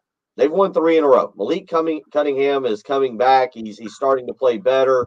And the Cardinals come in. It's going to be a 3:30 game at Memorial Stadium, Patrick. So Clemson a little time for the fans to get revved up and get going. Where are you going here with Louisville and Clemson? I think Clemson has a lot more to play for because they still want to have the chance to get in the playoff. I think they're out. I don't think they've impressed anyone this year, but they probably do and should feel like if they can win the ACC championship and destroy people the next couple of weeks, they might have a chance at getting one of those 4 spots. I don't think it's going to happen, but I do think they're going to destroy Louisville this week. And Louisville's they've been so inconsistent. They look good sometimes, but I don't believe in that team at all. So you're going Clemson. Going Clemson. I'm going to take the Cardinals here to cover the spread. I don't know if they're going to win. Last year, Malik Cunningham ran 22 times for 134 yards. Clemson had to score 13 points in the fourth quarter to survive and pull off the victory. I don't know if if Louisville wins this football game, but I think Louisville takes a chance here and has this a fourth quarter game. Clemson's defense is not elite right now. You look at it, they're 5th in the ACC in total defense. This is a Clemson team that's got some flaws. I don't know who's going to play quarterback. Give me Louisville to cover, maybe even take the outright win on at 3:30 tomorrow. All right, let's skip over to South Carolina game real quick here. Give me your lock of the week. I am going to lock this one up because it's one of the most exciting games of the week, and I want to make sure that I have to watch it. Tulane, -1.5. UCF traveling to New Orleans. This is a top 25 matchup. 2 teams that are a lot of fun to watch. John Reese Plumlee is a game-time decision. Michael Pratt's been solid. he's been really good for Tulane all season long. If John Reese Plumlee doesn't go, then I love this. If John Reese Plumlee does go, I'm a little bit nervous, but I'll still go with the Green Wave. All right, Green Wave -1.5. I'm going to take SMU. They are traveling to South Florida to take on the now Jeff Scottless Bulls down there. SMU puts up a whole bunch of points, Patrick. South Florida, new coach. That thing's all over that. They're just waiting on a new coach. Give me SMU minus the 17.5 down there in South Florida. All right, Gamecocks, Gators, tomorrow afternoon. My expectation is Marshawn Lloyd is out, Patrick. I think Marshawn Lloyd is out. Florida runs the football. That's terrifying after watching the South Carolina run defense last week. I'll let you go first. Where are you going with this on the season? What's the number? 8.5 is what we're playing. Yeah, I'll take South Carolina to lose by a touchdown. I don't think they're going to win the football game. Nobody's really been able to stop Anthony Richardson on the ground. They've limited him passing the ball, and if you can force some turnovers, then you can win the game. But I don't have confidence they're going to hold him to like under 75 yards rushing, which is probably all it's going to take. So I'll take South Carolina to cover, Florida to win. Florida seems to be playing better. I'm going to take them to actually cover the 8.5. I think that Richardson runs and they score late and kind of push the game over the 8.5. I think Florida covers the spread here tomorrow against the Gamecocks. I don't trust the offense to really be able to put up enough points, and I think I'm with you. Anthony Richardson runs the football. Final thoughts for the weekend, Patrick? We've talked about it. Just run the ball, hammer Jaheim Bell. If you can do what you did last year against Florida, where they ran for 5 million yards, they can for sure win this game. So stop Anthony Richardson. They can make a mistake. Cam Smith pick 6, something like that. You can win the game. We will do it all again next week. The countdown to Thanksgiving is on. For Patrick Perret, big thank you to Chris Deering. I'm Bill Gunner. Jen Jensen's fantastic as always. Have a great weekend.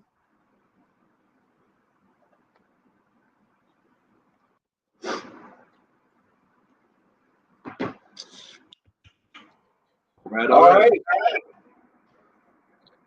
Well, we got out just in the nick of time. Yeah. We had to run through the picks. Yeah, that we were talking about it. That Gary said there was a lot to get to, and he spent a lot of time on the Dorman game that called him off far, but we found a way to make it survive. When's state championship weekend? 2 weeks. 2 weeks from this week. Well, next week's the last show before the World Cup too. All right, we got plenty we'll get into, and Tennessee, South Carolina, so a lot to cover next week. That's right. All right, buddy. We will see it all weekend after everybody invaded on you. Yeah, need it. Need to.